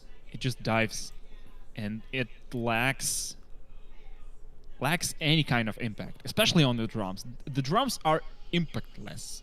Yes. They're just not punching through at all. Like the kick drum is, especially in the very last part, in the very last chorus, it just plays the 16th notes on the bass drum, and the cymbals are going crazy, and it's just noise. It's just harsh noise that is not coming through and not hitting at all. I cannot hear the snare drum at all. The kick drum is just like it's like popping the wrapping on whatever, like when you get like packages from the post office. There's like that packaging that you just pop with your fingers, like and stuff like that. That's what the drum kick does. That's not how the drum kick should work in the metal music. And like, it's too the dry. cymbals are just. I cannot hear the attack on the cymbals. They are just noise, like Hello, Mapper. white hazy noise somewhere in the background, somewhere deep in the background or something like that. Even the soloists get drowned by the vocals.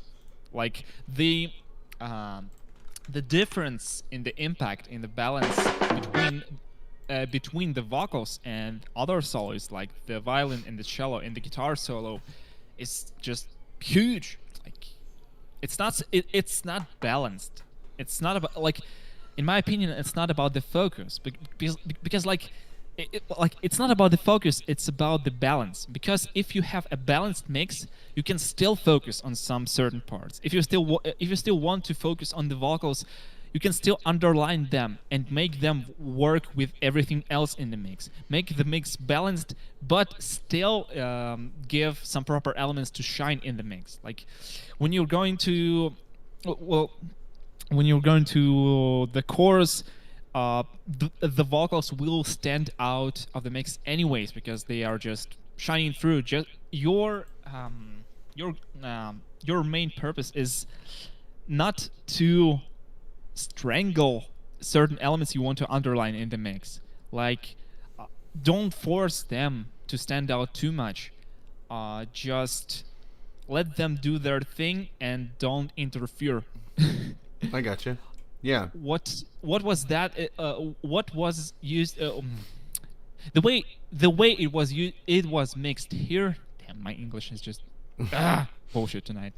The way it was mixed here is just like you said. It was just focus on certain elements that were good solos, good vocals, good orchestration. That was really decent. Like decent composition, like decent performance.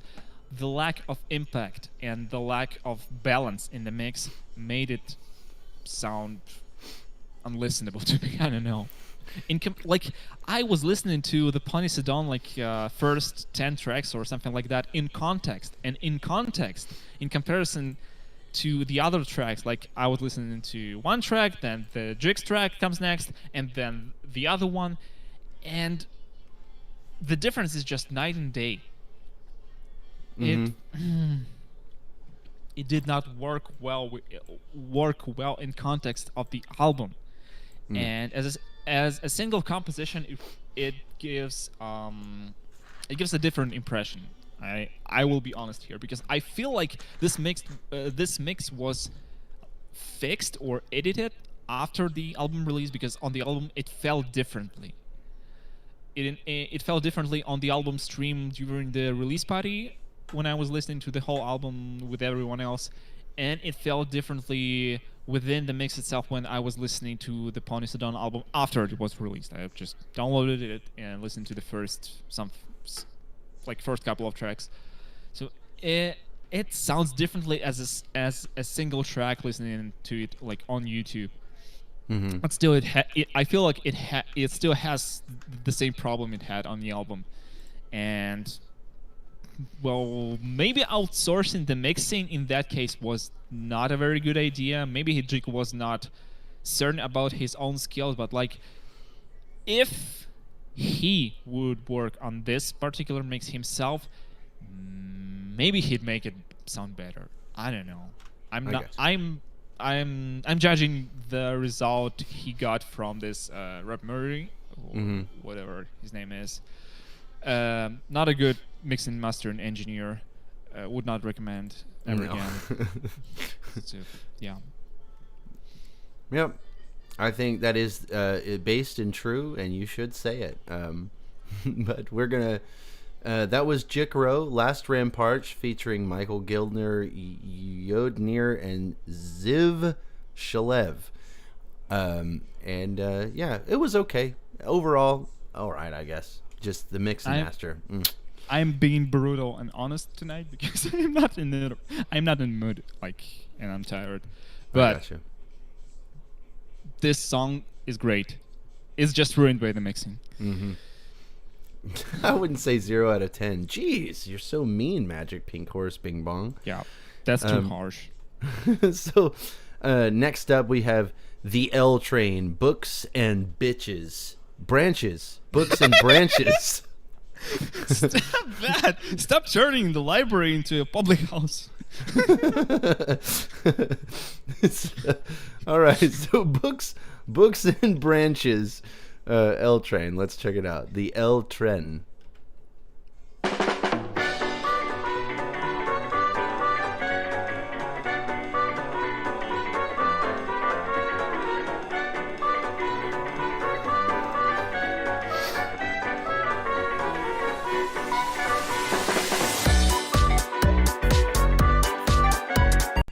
God damn, I love me some electro swing. It's got that big band from the 1930s, 40s vibe, but it's also got that modern punch. It's so good. I love it already.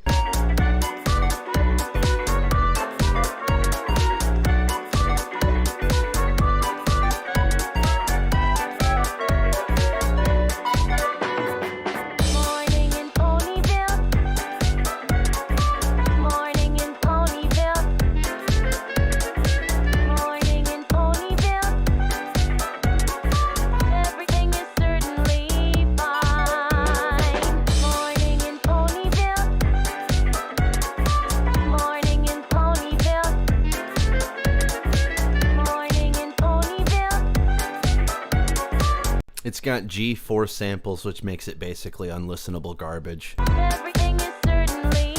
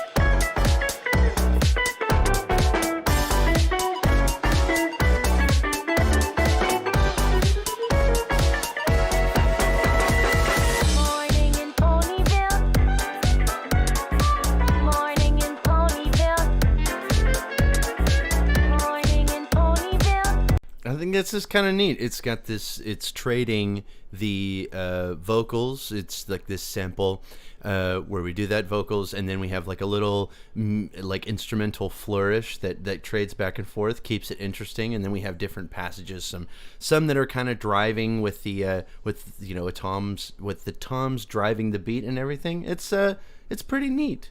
I have no notes. I think there's nothing not to like about this so far.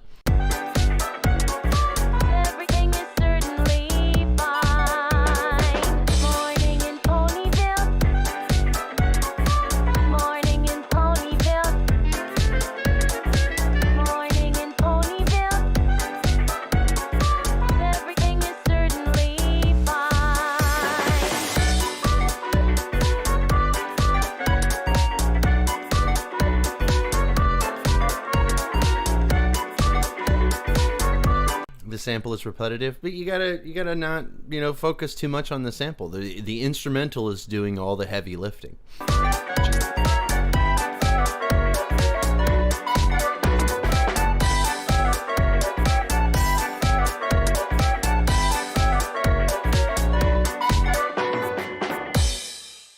You just get a vibe. It was a good vibe. I think it was fun. I think it's fine. I would expect that, especially in like electro swing. It's pretty specific to the genre to have kind of like that sort of a repetitive sample, and then you build from there. It's it's good. It was really good. I think Whizzle is correct. This is seriously cool. Top comment. Good shit. Like L-Train has series of electro swing tracks based on Honey Princesses. So first it was, I think it was Celestia track. Wait, Daybreaker Boogie, I think it was. Then there was Paint the Moon Red. Oh, I see. Then there was one with Stealing Shades, Miyamura Set It Off. Now we have Twilight Princess with no featured vocalists because Twilight has no friends, only books. Yeah, I find it ironic. Yeah. So yeah, we've got the Daybreaker, then Princess Luna, and then we have Princess Cadence. Then when you took a break from that, we did Unicorn Slut, and then Books and Branches. Yeah, it's pretty neat. It's pretty neat. Unicorn.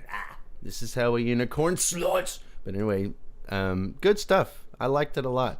L-Train is definitely worth the subscribe. That's it's always good stuff to hear there.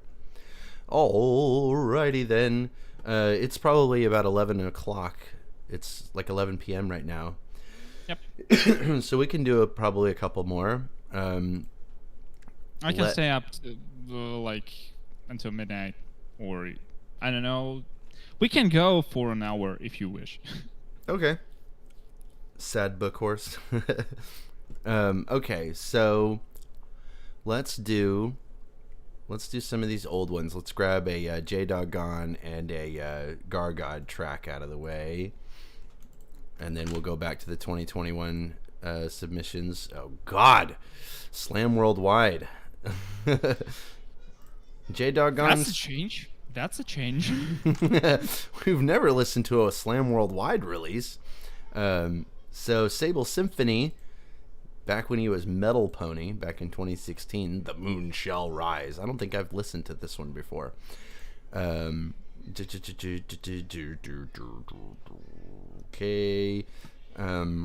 Yeah, we'll do those two. We'll get those out of the way, and then we'll do a random one, and then we'll go back to 2021. Okay. So random. So it's gonna be, let's see, 15 to 139. 30. 45. Okay. 45 is J-Doggone again. If I Die First, where needles and lovers collide. Let's just do this one first.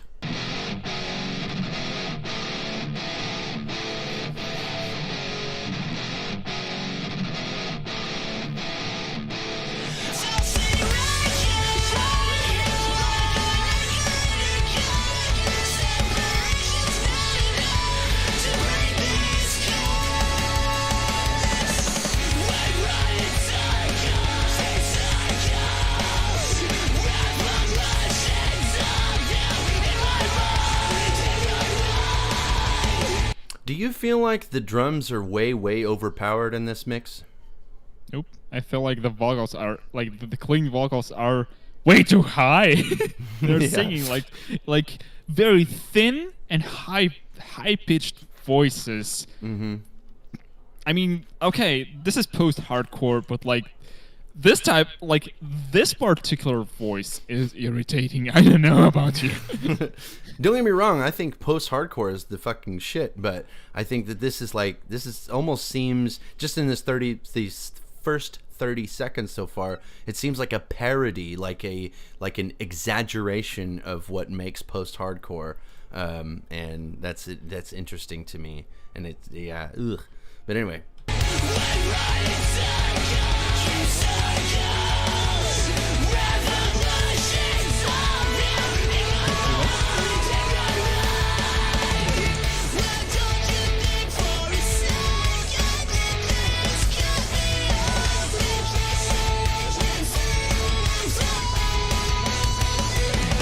I think that the vocals and the drums are really, really loud, and then everything else is quiet. That's what it seems like in the mix to me. When the camera focused on the bass player, how did the bass player play the bass like 10 seconds before that? Or, I don't know. No. Earlier. Even earlier. I missed that.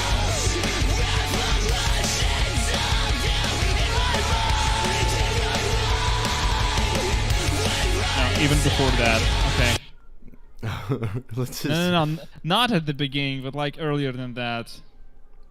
There was just for a few seconds. Okay.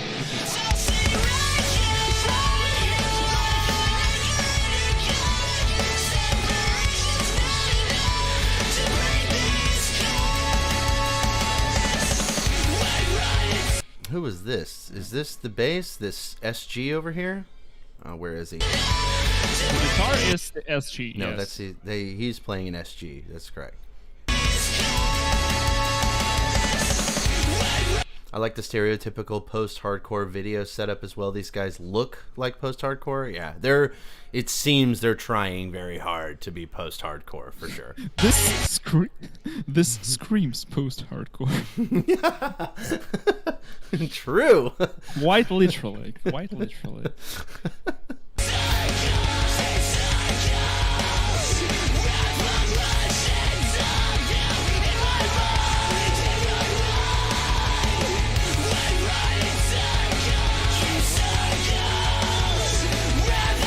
Right there, that was the bass. Yeah, like, is he playing with his palm, or is he holding a pick, or is he just waving his hand over the strings? I don't understand. He's like got a death grip on this fretboard. yeah. I mean, like, that just looked odd to me in context. I don't know. It's so maybe good. maybe he is holding a pick. I see his like thumb and index finger like clenched. He's playing so high up on the fretboard. He's playing like above. Yeah. The he's playing the like 20 above something frets. Yeah. That's crazy.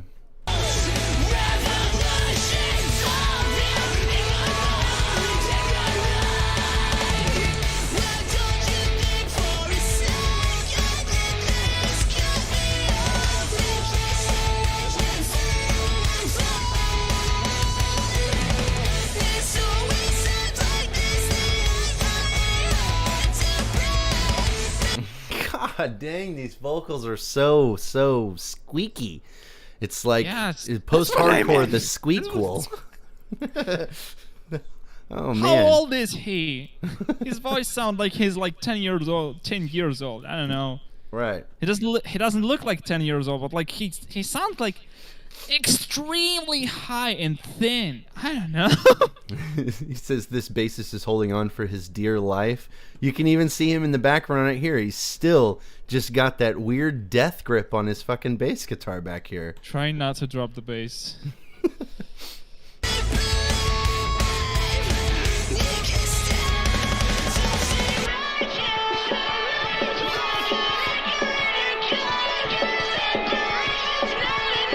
God, the dueling vocals, both of them at the same time.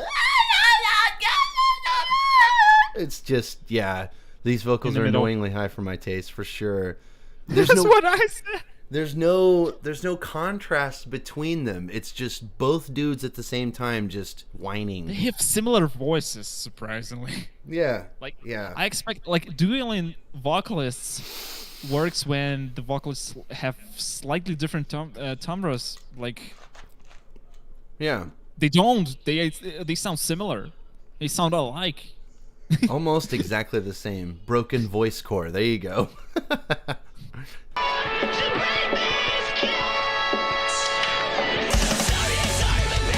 I also appreciate the facial tattoos. I love it when people get facial tattoos. He's got tattoos all over his body. Yeah. I love it when That's people cool. get facial tattoos because it's like as if they wake up one day and they're like, I'm white and there's just too much opportunity in the world. So I need to tattoo my face in order to cut back on the number of opportunities I have to make making choices easier, I guess. I don't know.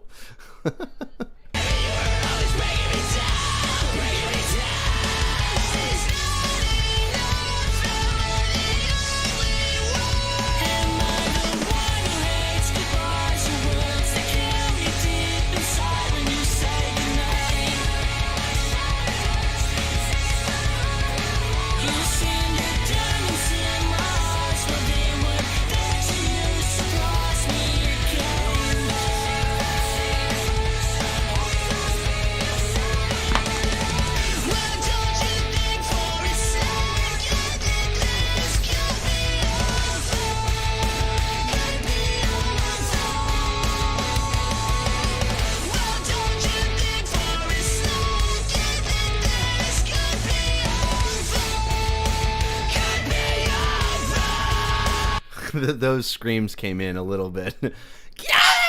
It's just, yeah. This isn't working. The second vocalist's voice is more, it has more, well, it's breathy.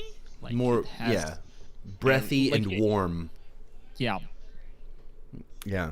And still, it feels like he lacks some confidence or impact. Because, like, perhaps it's just how it's mixed. So they wanted to make his voice sound more impactful, and because his voice originally sounded slightly weaker than the first vocalist's voice. This is another problem that I'm having with I having assume- three. Go ahead. That was the case. I assume that was the case in this particular song, because like the second vocalist sounded like I'm a little bit breathy, I'm just not strong enough. So they had to boost like every single frequency. They had to make it sound on the same level as the first vocalist. Yeah. It's and so the contrast between two vocalists just got erased completely. One of the problems that I'm having with especially the composition is that having three fucking vocalists, you end up with this problem where the entire song seems to just be layered vocals over and over and over again. It's just all vocals, and there's no room for the instrumental to breathe, and it just, yeah, that takes away a lot of it.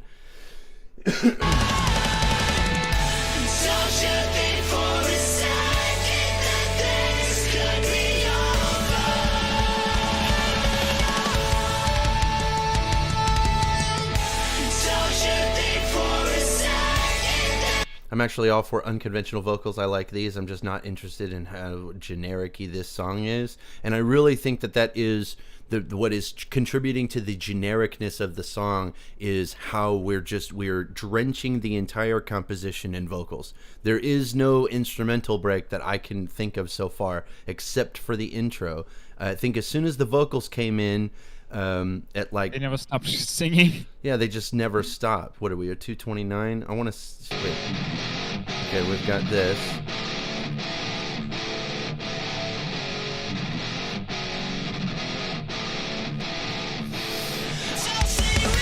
Okay, now at 11 seconds, about 10 seconds, and we're at 229, and the vocals have not stopped at all. There has been no instrumental breaks whatsoever, and that's kind of how pop music does its thing. Well, even pop music that you hear on the radio still has instrumental breaks sometimes, but they're very vocals oriented because that's just what people want to hear, I guess. Another thing is that the vocal melodies are repetitive.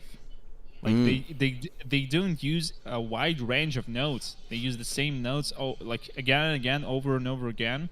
It's like the playing the 4 chords in the instrumental and just singing along like anything. Like they could clearly get some variety in these vocal lines, but they were just Yes. Not a whole lot. It's weird because they're so up high, but yet there is no real range to it. And I don't think that it works, especially in here. They tends to be all the practice same. they practice their whole lives to hit those 5 notes and nothing else. But they hit those 5 notes, boy. Yes. All right.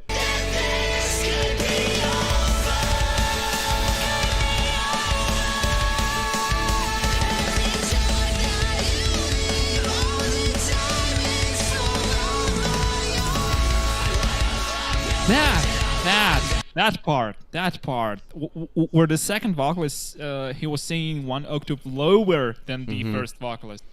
If they incorporated that throughout the whole song, like where the second vocalist could sing like 1 octave lower, even that would be much better. Because like for how long? Like You're talking 2 about minutes, the double-tracked backing vocals throughout this passage Yes. here. Yeah.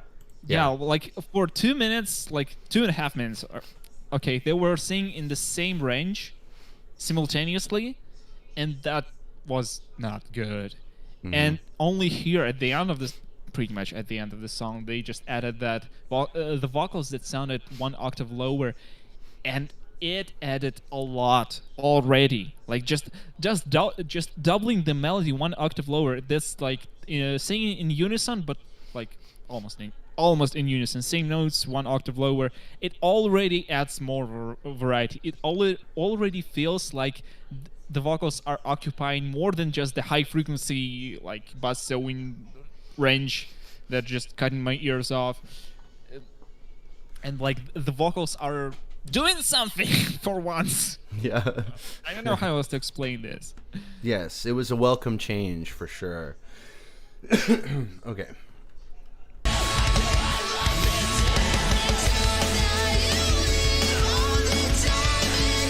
Yeah, so they do it again here. And yeah, that sounds a lot better.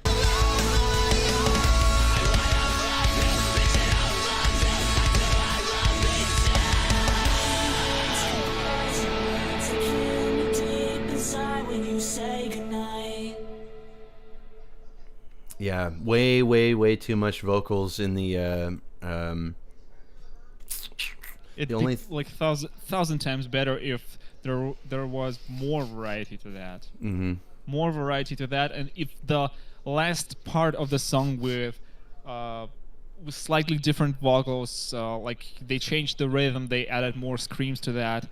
If the whole song was structured like that, with more surprises, more breaks, more variety, it'd be thousand times better in my opinion. But instead, like for solid 2 minutes, it was just high-pitched, thin vocals and never-ending instrumental that never gets a spotlight, you know. So. Is that a Deicide shirt? Yep. Yeah, that is Deicide. Hell yeah. There was another band shirt that I saw. Wait, what was that one? Oh, did I not? Oh my god. No, that's Deicide. I don't know what that is. Wait.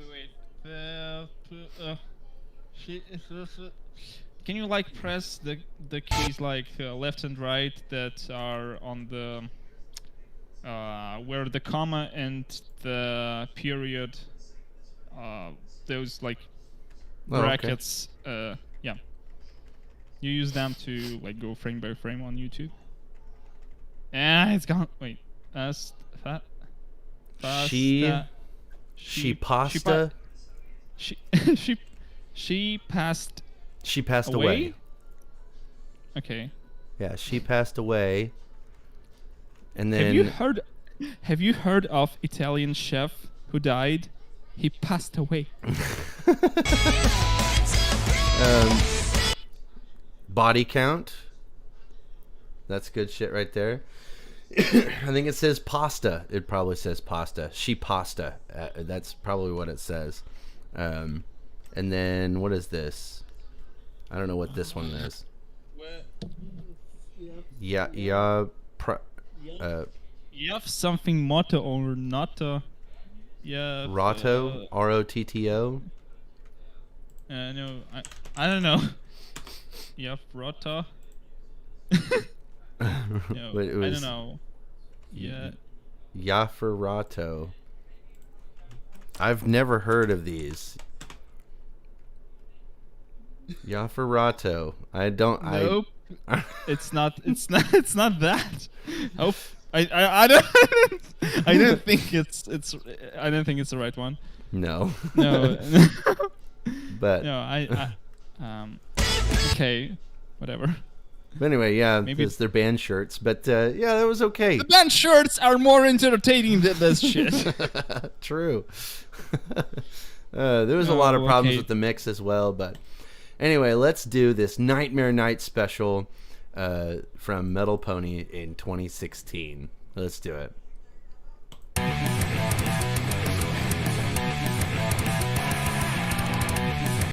Oh no.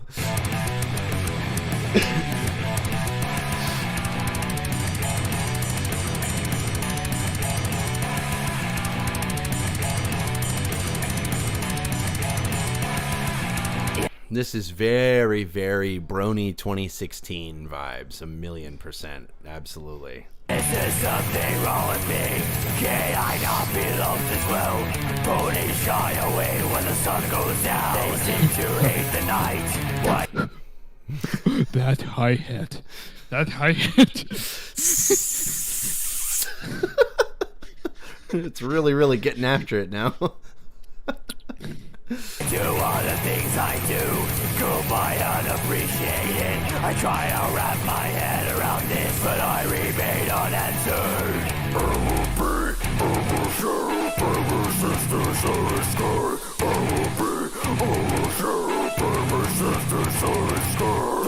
And this is kind of like when we were listening to MetalPony in 2016, this is the vibes that I got from him a lot, was that he was a very talented guitarist and he could compose songs really, really well, but his mixes were always dog shit. And where the drums were extremely dry and there was no variance in the velocity of the impact for any particular strike.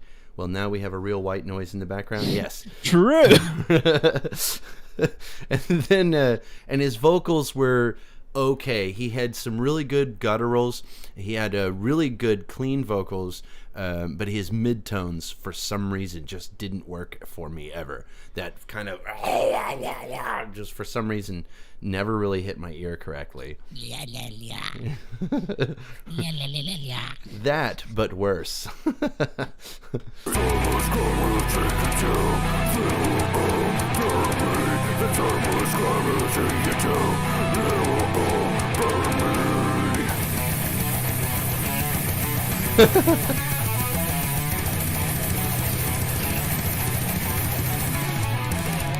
Oh, blast beats. Oh, because it seems really. That was a blast beat for sure. I did not understand that it was a blast beat at first. Then I realized it's blast beat, but like with the white noise and barely audible snare drum. But it was a blast beat, so hit the like. You know, wait. Oh, it is. We need to make Metallica cover, but instead of hit the lights, it should be hit the like. Hit the lights? How do I not know this? How do I Uh, not know this? You said hit the lights? Hit the lights? Lights Metallica? I've never heard that song. Wow. It's from Kill 'Em All. That's why. Yes. I'm a Black Album stan. I really liked the Black Album. I know that's like, a big fucking problem that nobody likes the Black Album. Actually, the one that really nobody likes from Metallica would be what's it called? The one that had like that garbage can. Death Magnetic. Yes. Well, no, not Death Magnetic. The one with the garbage can sounding snare. I know 5 Metallica songs at best, and Hit the Lights is just one of them. I have no idea. Like, I'm clueless when it comes to Metallica discography. So I know like Unforgiven, Hit the Lights, The Day That Never Comes, Fuel, and Dyer's Eve. That's all. Probably one. Yeah, one. Yeah. Two. Two. Wait, no, I mean one. 1, 2. Yeah, 1, 2. And All 1, right. 2. Yeah, they were But like, I know one only from the memes and mashups because like that thing was used like, there was a meme song. It's called like 1, but it's only beat 1. Oh. And it's like one abridged version. And when it comes to that, the darkness part and just just very short. You know, like darkness imprisoned me, etc., etc. Saint Anger. That's the one. Yes, Scargod is correct. Saint Anger was the one I was thinking of. That song is fucking garbage. That whole album is garbage. But anyway, MetalPony. The stars will not be ignored by the police and the I will show them all. I'm trying to diagnose this mix. The high-pitched shrieks, like the backing shrieks, that was a really neat addition. Like, yeah, something like that. I don't know. It's so strange. I've never heard this like a problem, or I've never heard somebody have this problem before. Really, where you've got some really good shrieks, you have some really good gutturals, but your midtones are just crap. That's weird to me. It's actually, you know what? It's kind of like the Bunny the Bear. The Bunny the Bear had really good shrieks and really good gutturals, but his midtones, his mid screams were like some kind of like an awkward fucking shout, and it didn't really work. This is a little more. This is different than that, but yeah. It's weird. It seems like we've shelved it away from like the lower tones. I'm not getting any like lower tones out of this. No bass or anything like that. And then we've I don't know. It's as if it starts at like 500 megahertz and then works up from there, or like 500 hertz and then works up from there. Because the whole ass end is dropped out, and it's weird. My life. That's how it really are.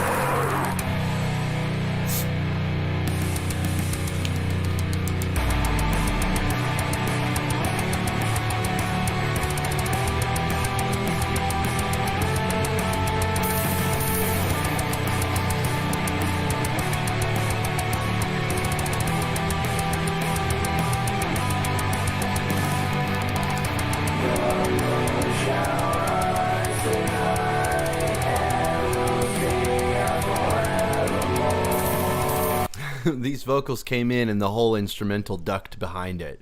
I think that the vocals are most definitely way too powerful. Is in it this mix. just me, or are all the cymbals, including the hi-hat, in the middle of the, like, in the center? Everything is in the center. It seems like all of the drums are running down the center channel. I don't think there's any panning whatsoever. And there's, like, almost no snare to it. There is a snare. I can hear it, but like in comparison to the kick drum, where there's not much of the kick, but there's a lot of click. So it's a click drum. Okay, well, like the snare could be a little bit louder, and it would change a lot in the mix. Because like hearing only the white noise being the cymbals, but it's just the white noise, and the click drum. That's not a very solid basis for a song, because like I'm trying to listen to the vocals and to understand if they are rushing or dragging. Like, are they behind the instrumental a little bit? Because I think there's a little bit something odd with the timing on these clean vocals, like the choir parts or something like that. And I cannot quite get it, because the only like basis or the only solid ground I can hear in this mix is the click drum, and that's not enough for me to understand if there is something wrong with the vocals timing. I think that the vocals, especially in this part right here, have a lot of like whatever you call that, where they have a build up or like a pre-reverb or like a pre-delay or something like that, and I think that might be contributing to like the sound of it dragging, because there's a lot of effects on these clean vocals right now.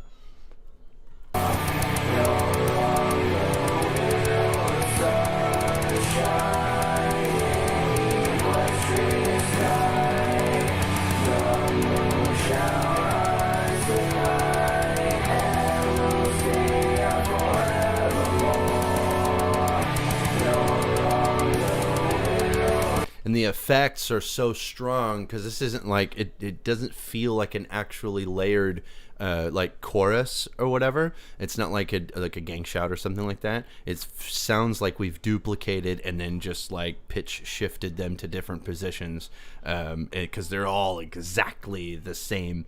And then this effect has them so loud that the whole instrumental is ducking behind it, and maybe that's just a problem with like over compression or something. I'm not entirely sure, but the vocals are definitely way too loud, especially right here.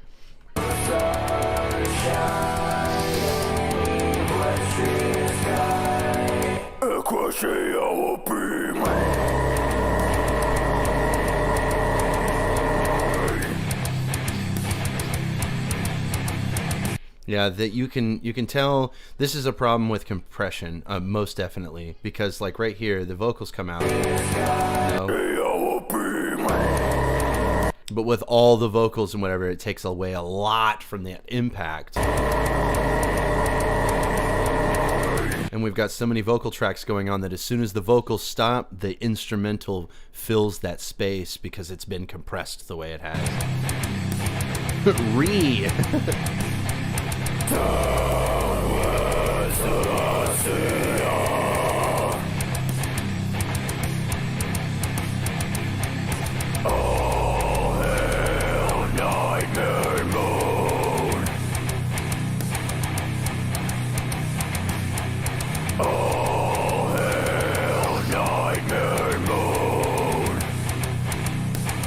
The moon shall rise.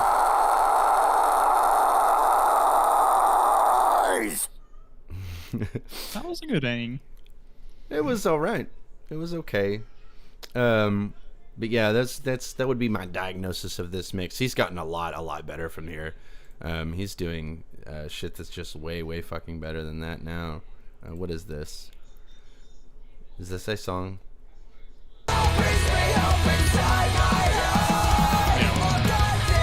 Yeah, as you can see, 2021, he's doing a lot better than he was before. So, actually, we can check that one, but it's only beat one video. I can drop it in the stream text. It's not copyrighted. No, not this one. Scroll down. It should be on the size channel. Okay. Never mind. Oh yes, there it is. Acai. This one. But I gotta play it really quick. I gotta go soon.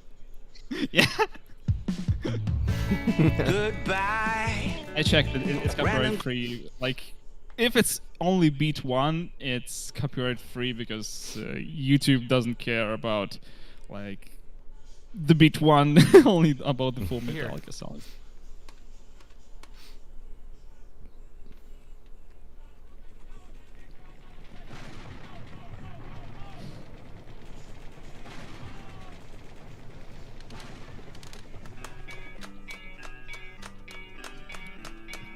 Oh, I gotcha.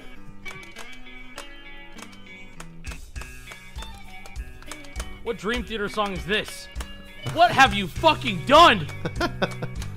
Oh my god! I gotcha. So it's not just Holy the shit. first beat. It's the first beat of every measure. There's lyrics! Yep. This stops through can. Pain. Death, please me.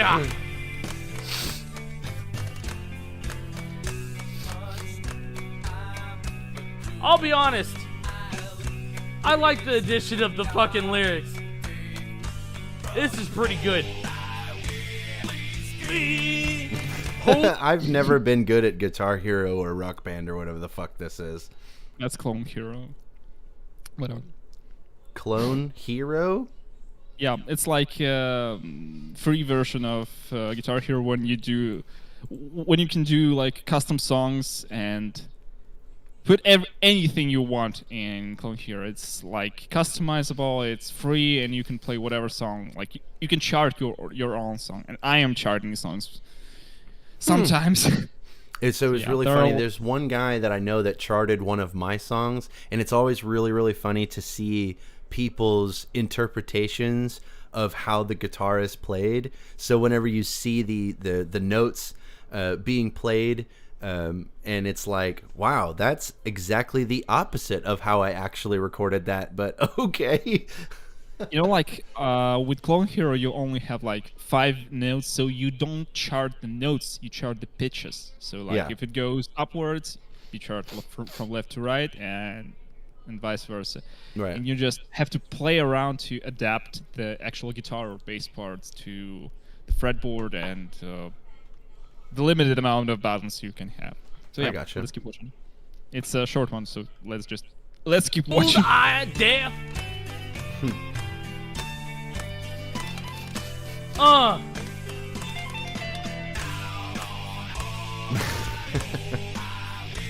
Hey, yo.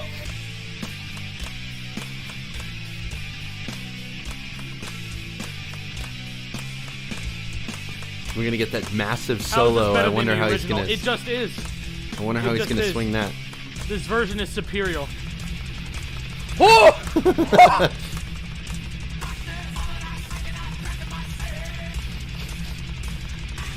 This is unbelievably heavy.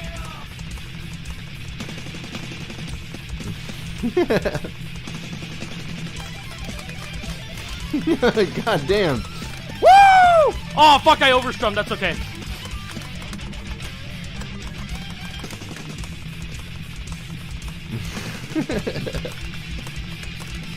This part's sick, actually.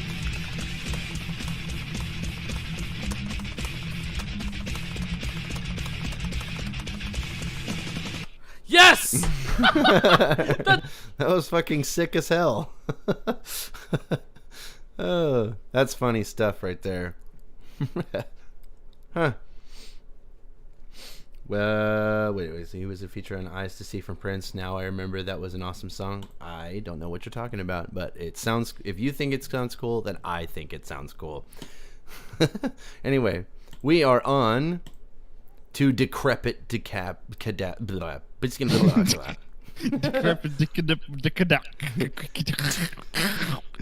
Decrepit Slam Cadaver. Worldwide.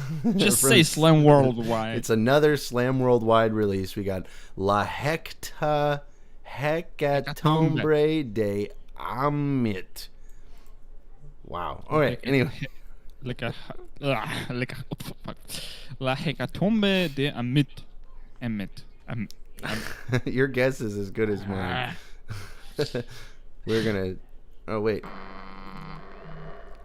Oh, it's an old one, so it had a different sound. Look at that. All right, let's check it out.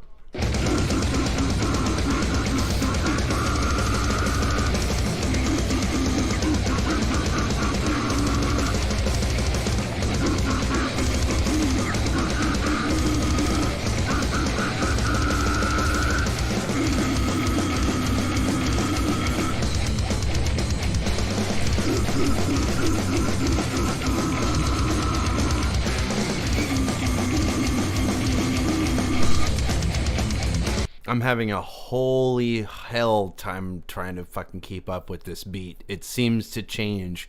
Like, that is true. There was a blast beat, but I'm having a hard time keeping up with it. It seems to like start up and slow down like every measure, which is really strange. I wonder how how you would keep up with this IRL, you know?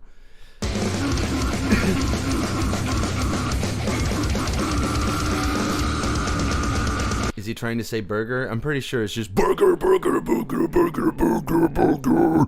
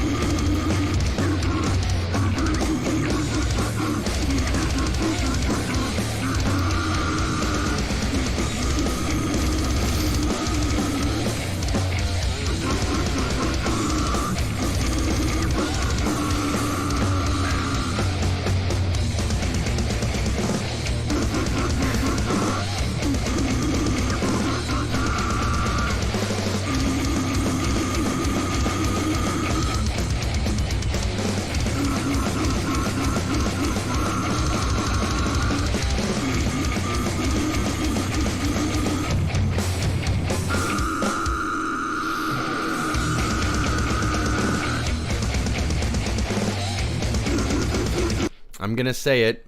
It's too progressive. There's too much variance. There's nothing to vibe with. It changes too much. So it just kind of plays and plays and plays, and there's no specific part where you're, as soon as you start getting into it, like, oh yeah, and then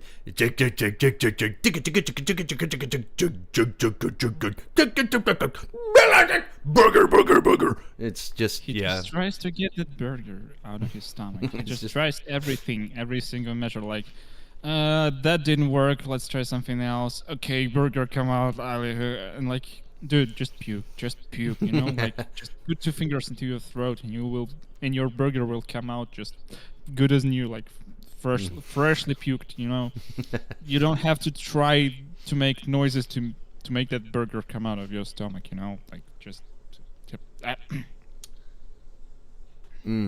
Yeah, it's not. I don't think this is for me, but it's okay, I guess. I mean, it's got a good tone to it. I think that the vocals are okay. Just a lot of the same. There's no shrieks or anything like that. It just seems to be the burger over and over. And I'm not about that. Sir, this is Wendy's. We don't serve burgers. All right.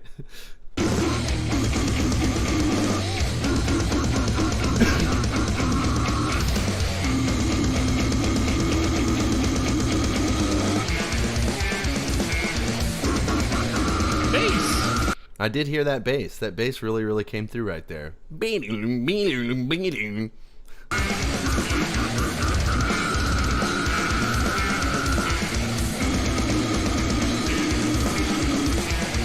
It sounds like he's tremolo picking on that bass, which is pretty neat. I don't.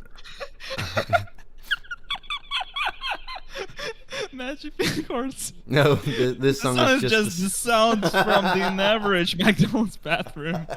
The sounds from the I mean, that's the only thing you use McDonald's for. Free bathrooms.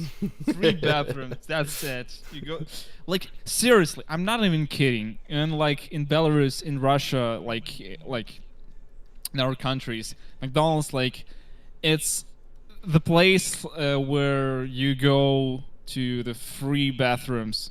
Like, okay, let's go to McDonald's. What for? You mean the bathrooms? Of course, bathrooms. We're not going to eat that. Are you crazy? Just free bathrooms. Oh shit.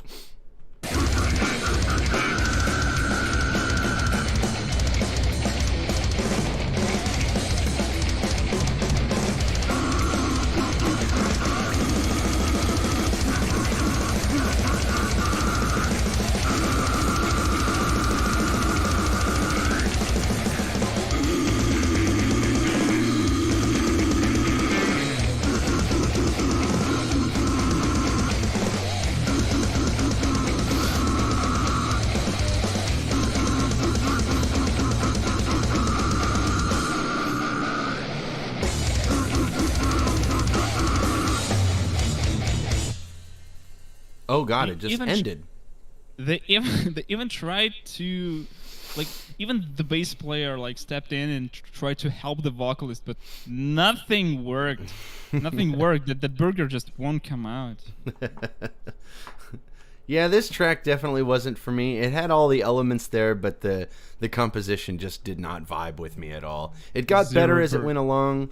Zero burgers out of 10. Yeah, 0 burgers out of 10. Just free bathrooms. So yeah, that was Decrepit Cadaver. We got about 15 minutes left, so let's pick a 2021 song to doodly do. We're not gonna do the one that I was in. I don't remember where we left off. The Indecisive. Yep. I think the dude said that that's the last one from that EP that was mixed. Like, we had a lot of mixing issues with their previous songs, and they are not very happy about the result of their mixing engineer. So, like, it's done by the same engineer as the last two, next one will be the last from this session. Okay, so this is not the last one, but the next one they will release will be the last one from the same session, from the same sound, mixed by the same sound engineer. So, I gotcha. Also, fuck this emoji in particular. Oh yes, YouTube emojis just are plain terrible. Yeah. Okay, the Indecisive Liar. Let's check this one out.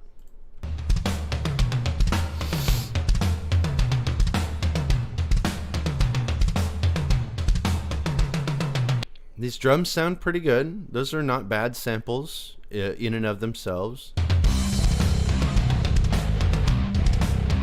Nice crunchy bass guitar.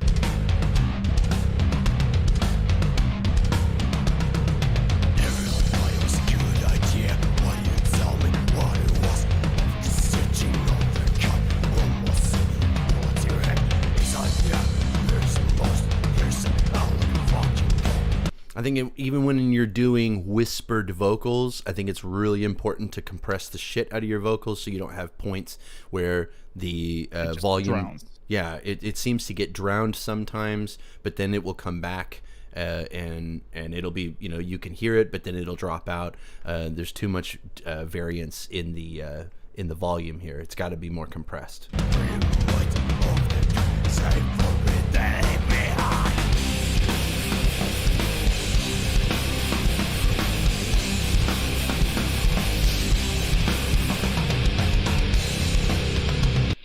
This sounds okay. This is a pretty good tone. I think that the guitars have a good tone to them. They're mixed pretty well. The drums are punching through the mix. It's not going too bad here.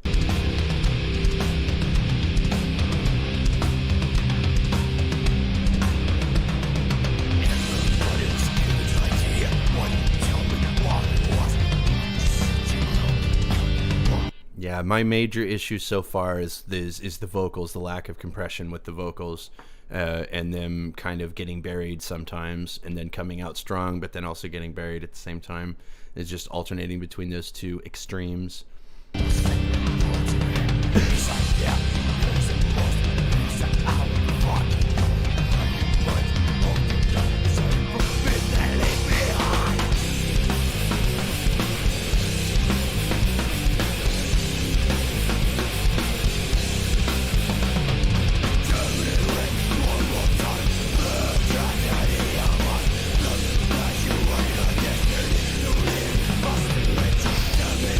I think it's a pretty neat riff, though. I like this riff that. It's, you probably won't believe that, but this riff and the drum beat like behind it, it reminds me of the very first song by Skillet from their very first album in '96. Oh yeah, wait. Yeah, apparently it's probably copyrighted, so I wouldn't risk that. Skillet. I can. I'll check it out later. But yeah, Skillet's very first album, very first song. I gotcha.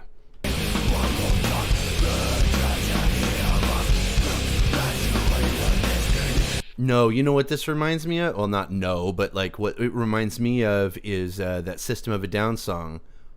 God, what is the name? The System of a Down song that's like, oh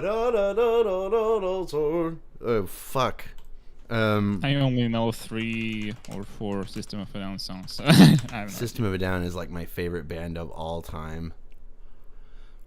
And it came from, I want to say it was from their first album. No idea.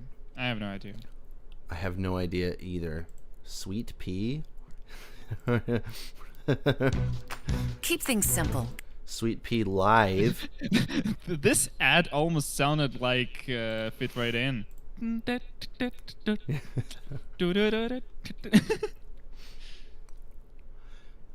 All right. Ads start making covers of Fit Right In. God damn.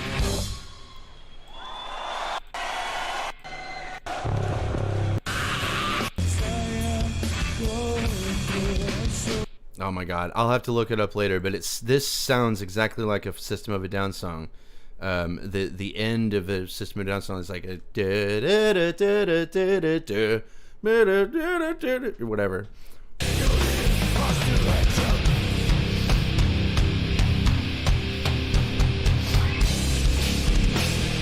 I really do like these drums, though. These drums sound really good, very raw. It's just I like this sound.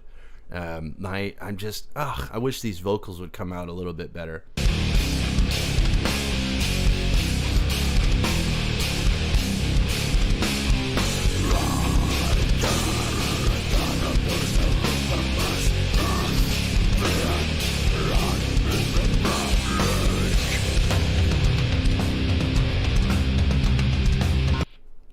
I don't know any System of a Down song. Bruh. System of a Down is the GOAT. Probably is literally my favorite band of all time. Yeah, System of a Down, for sure.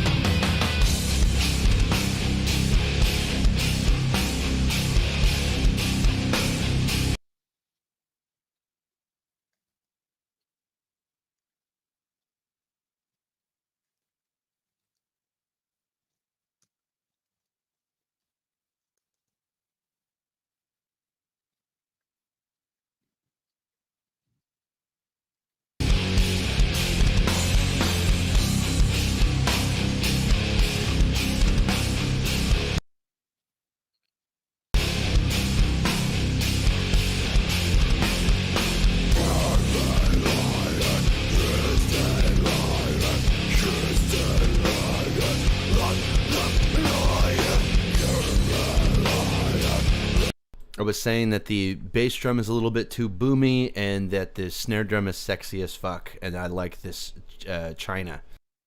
China!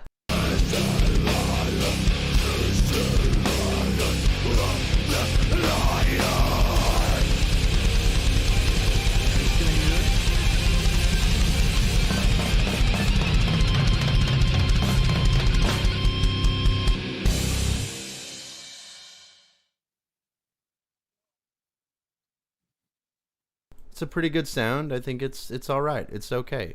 It's not that bad. I think that of all the songs, I'm pretty sure we had bigger problems with it before. And I think of all the songs that this one actually works out pretty well. Oh my god. I have to know. Terracotta Pie. But yeah, that's all right. I think that of all of the songs that they've done before, that this was the best presentation for that whatever they were doing, that sound. I'm pretty sure it was from the Toxicity album. Is the one that I'm thinking of.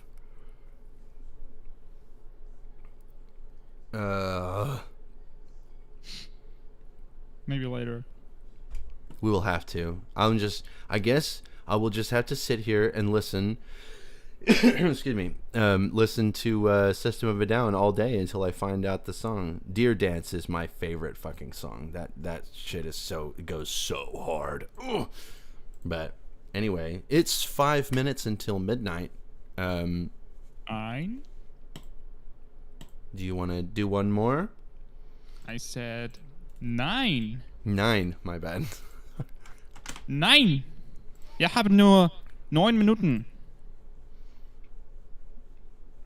You know, like 9 in German is no. Yes, I did know that. So basically, what I said is, what? What was that? what is my? I forget how to do it. Anyway, Random number generator, you mean, or?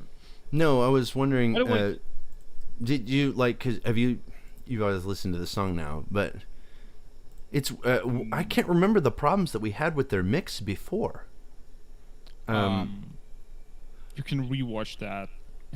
No, I'll have to rewatch it, of course. But like to figure out exactly what I said. But like I think that the lack of impact on the drums, if I recall correctly, the vocals, the way they were mixed, probably the guitars, something wrong with the guitars, maybe a little bit too drowned in the mix as well. Not entirely sure.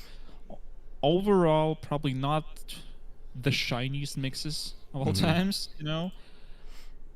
This mix is like this particular composition works with this mix. Now I would bring the vocals out a little bit more, maybe compress them and turn them up to try to like underline the vocals a little bit better. But this is it's a really good sound for this particular song. I liked this.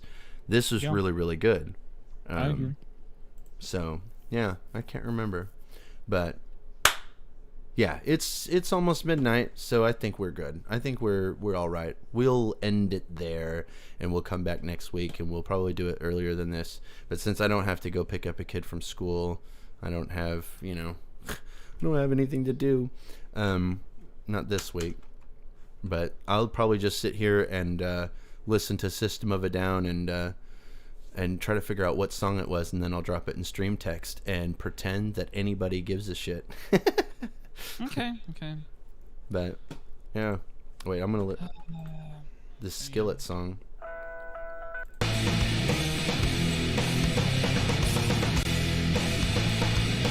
What? I'm sorry, I was listening to it in Discord. The Skillet song. Is there a particular passage, or does it does kind of sound like that though? It's the very first riff after the intro. It's doing this cleans.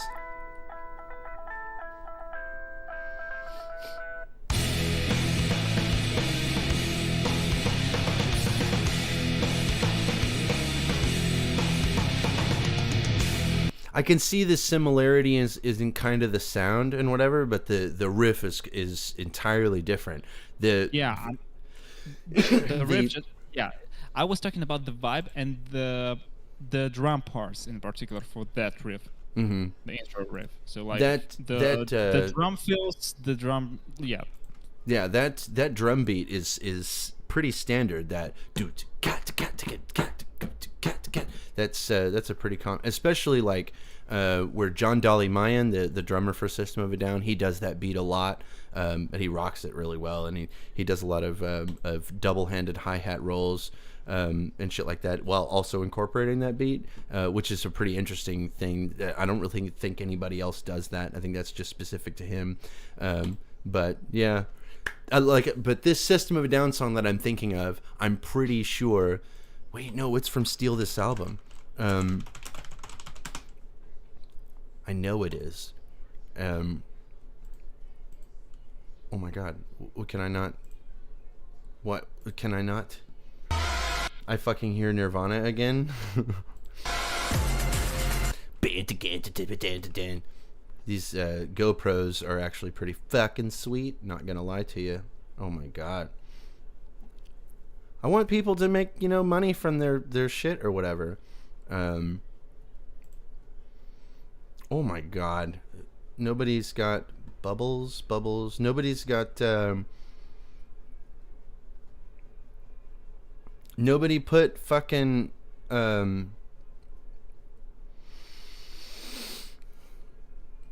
got pictures on my mind.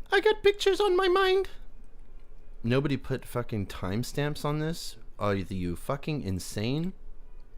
God, I fucking love System of a Down.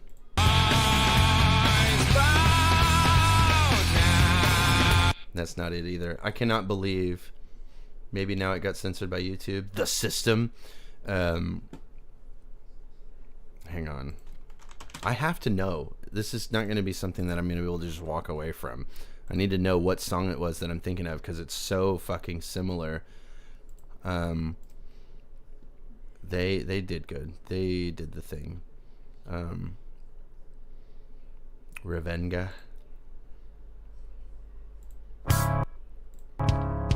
No, it's not from one of those albums. Okay, I'm just gonna have to go to steal this album. I need to know. I'm sorry. I need to know. I have to. Chicken stew. Bye, pizza, pizza, bye. In their place, This is it. face, I need to find. If I play it quieter, maybe the copyright won't. Nope. I don't think this is it.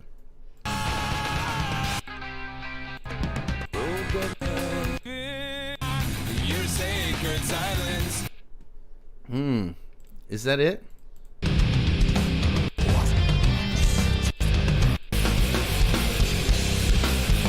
No, that's not it. Losing all. In the clown, not sure another chuckle. But I remind you, your life is in the where the power struck, believing, power struggle with the hand up. No.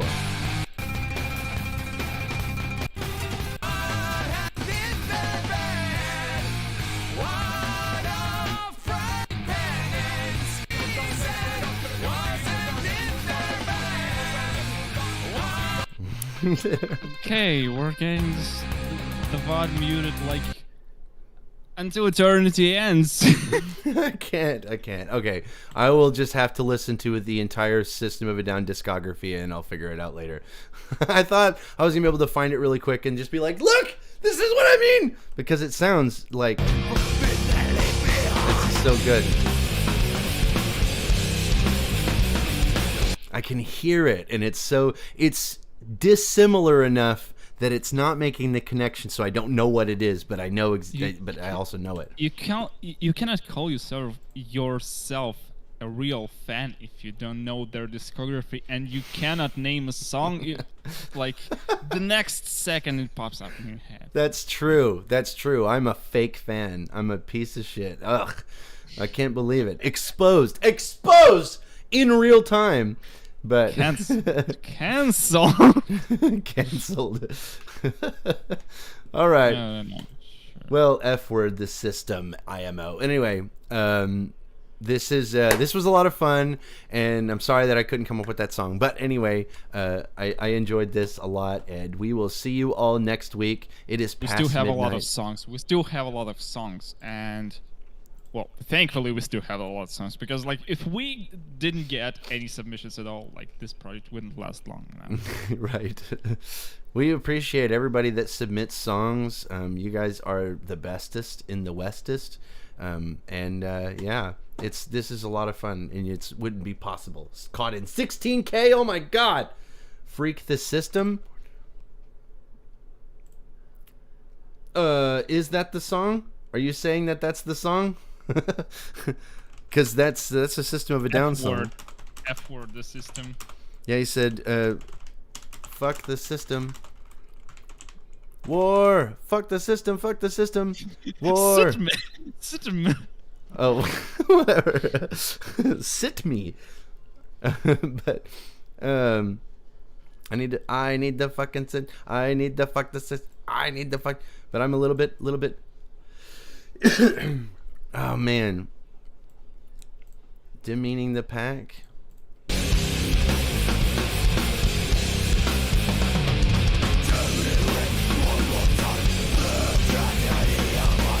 Oh, he said no. I'm over here like searching through the lyrics, trying to figure out the melody in my head again, and he's like, no. But anyway, okay, Gargot has already signed off. He gave us the bye, so bye.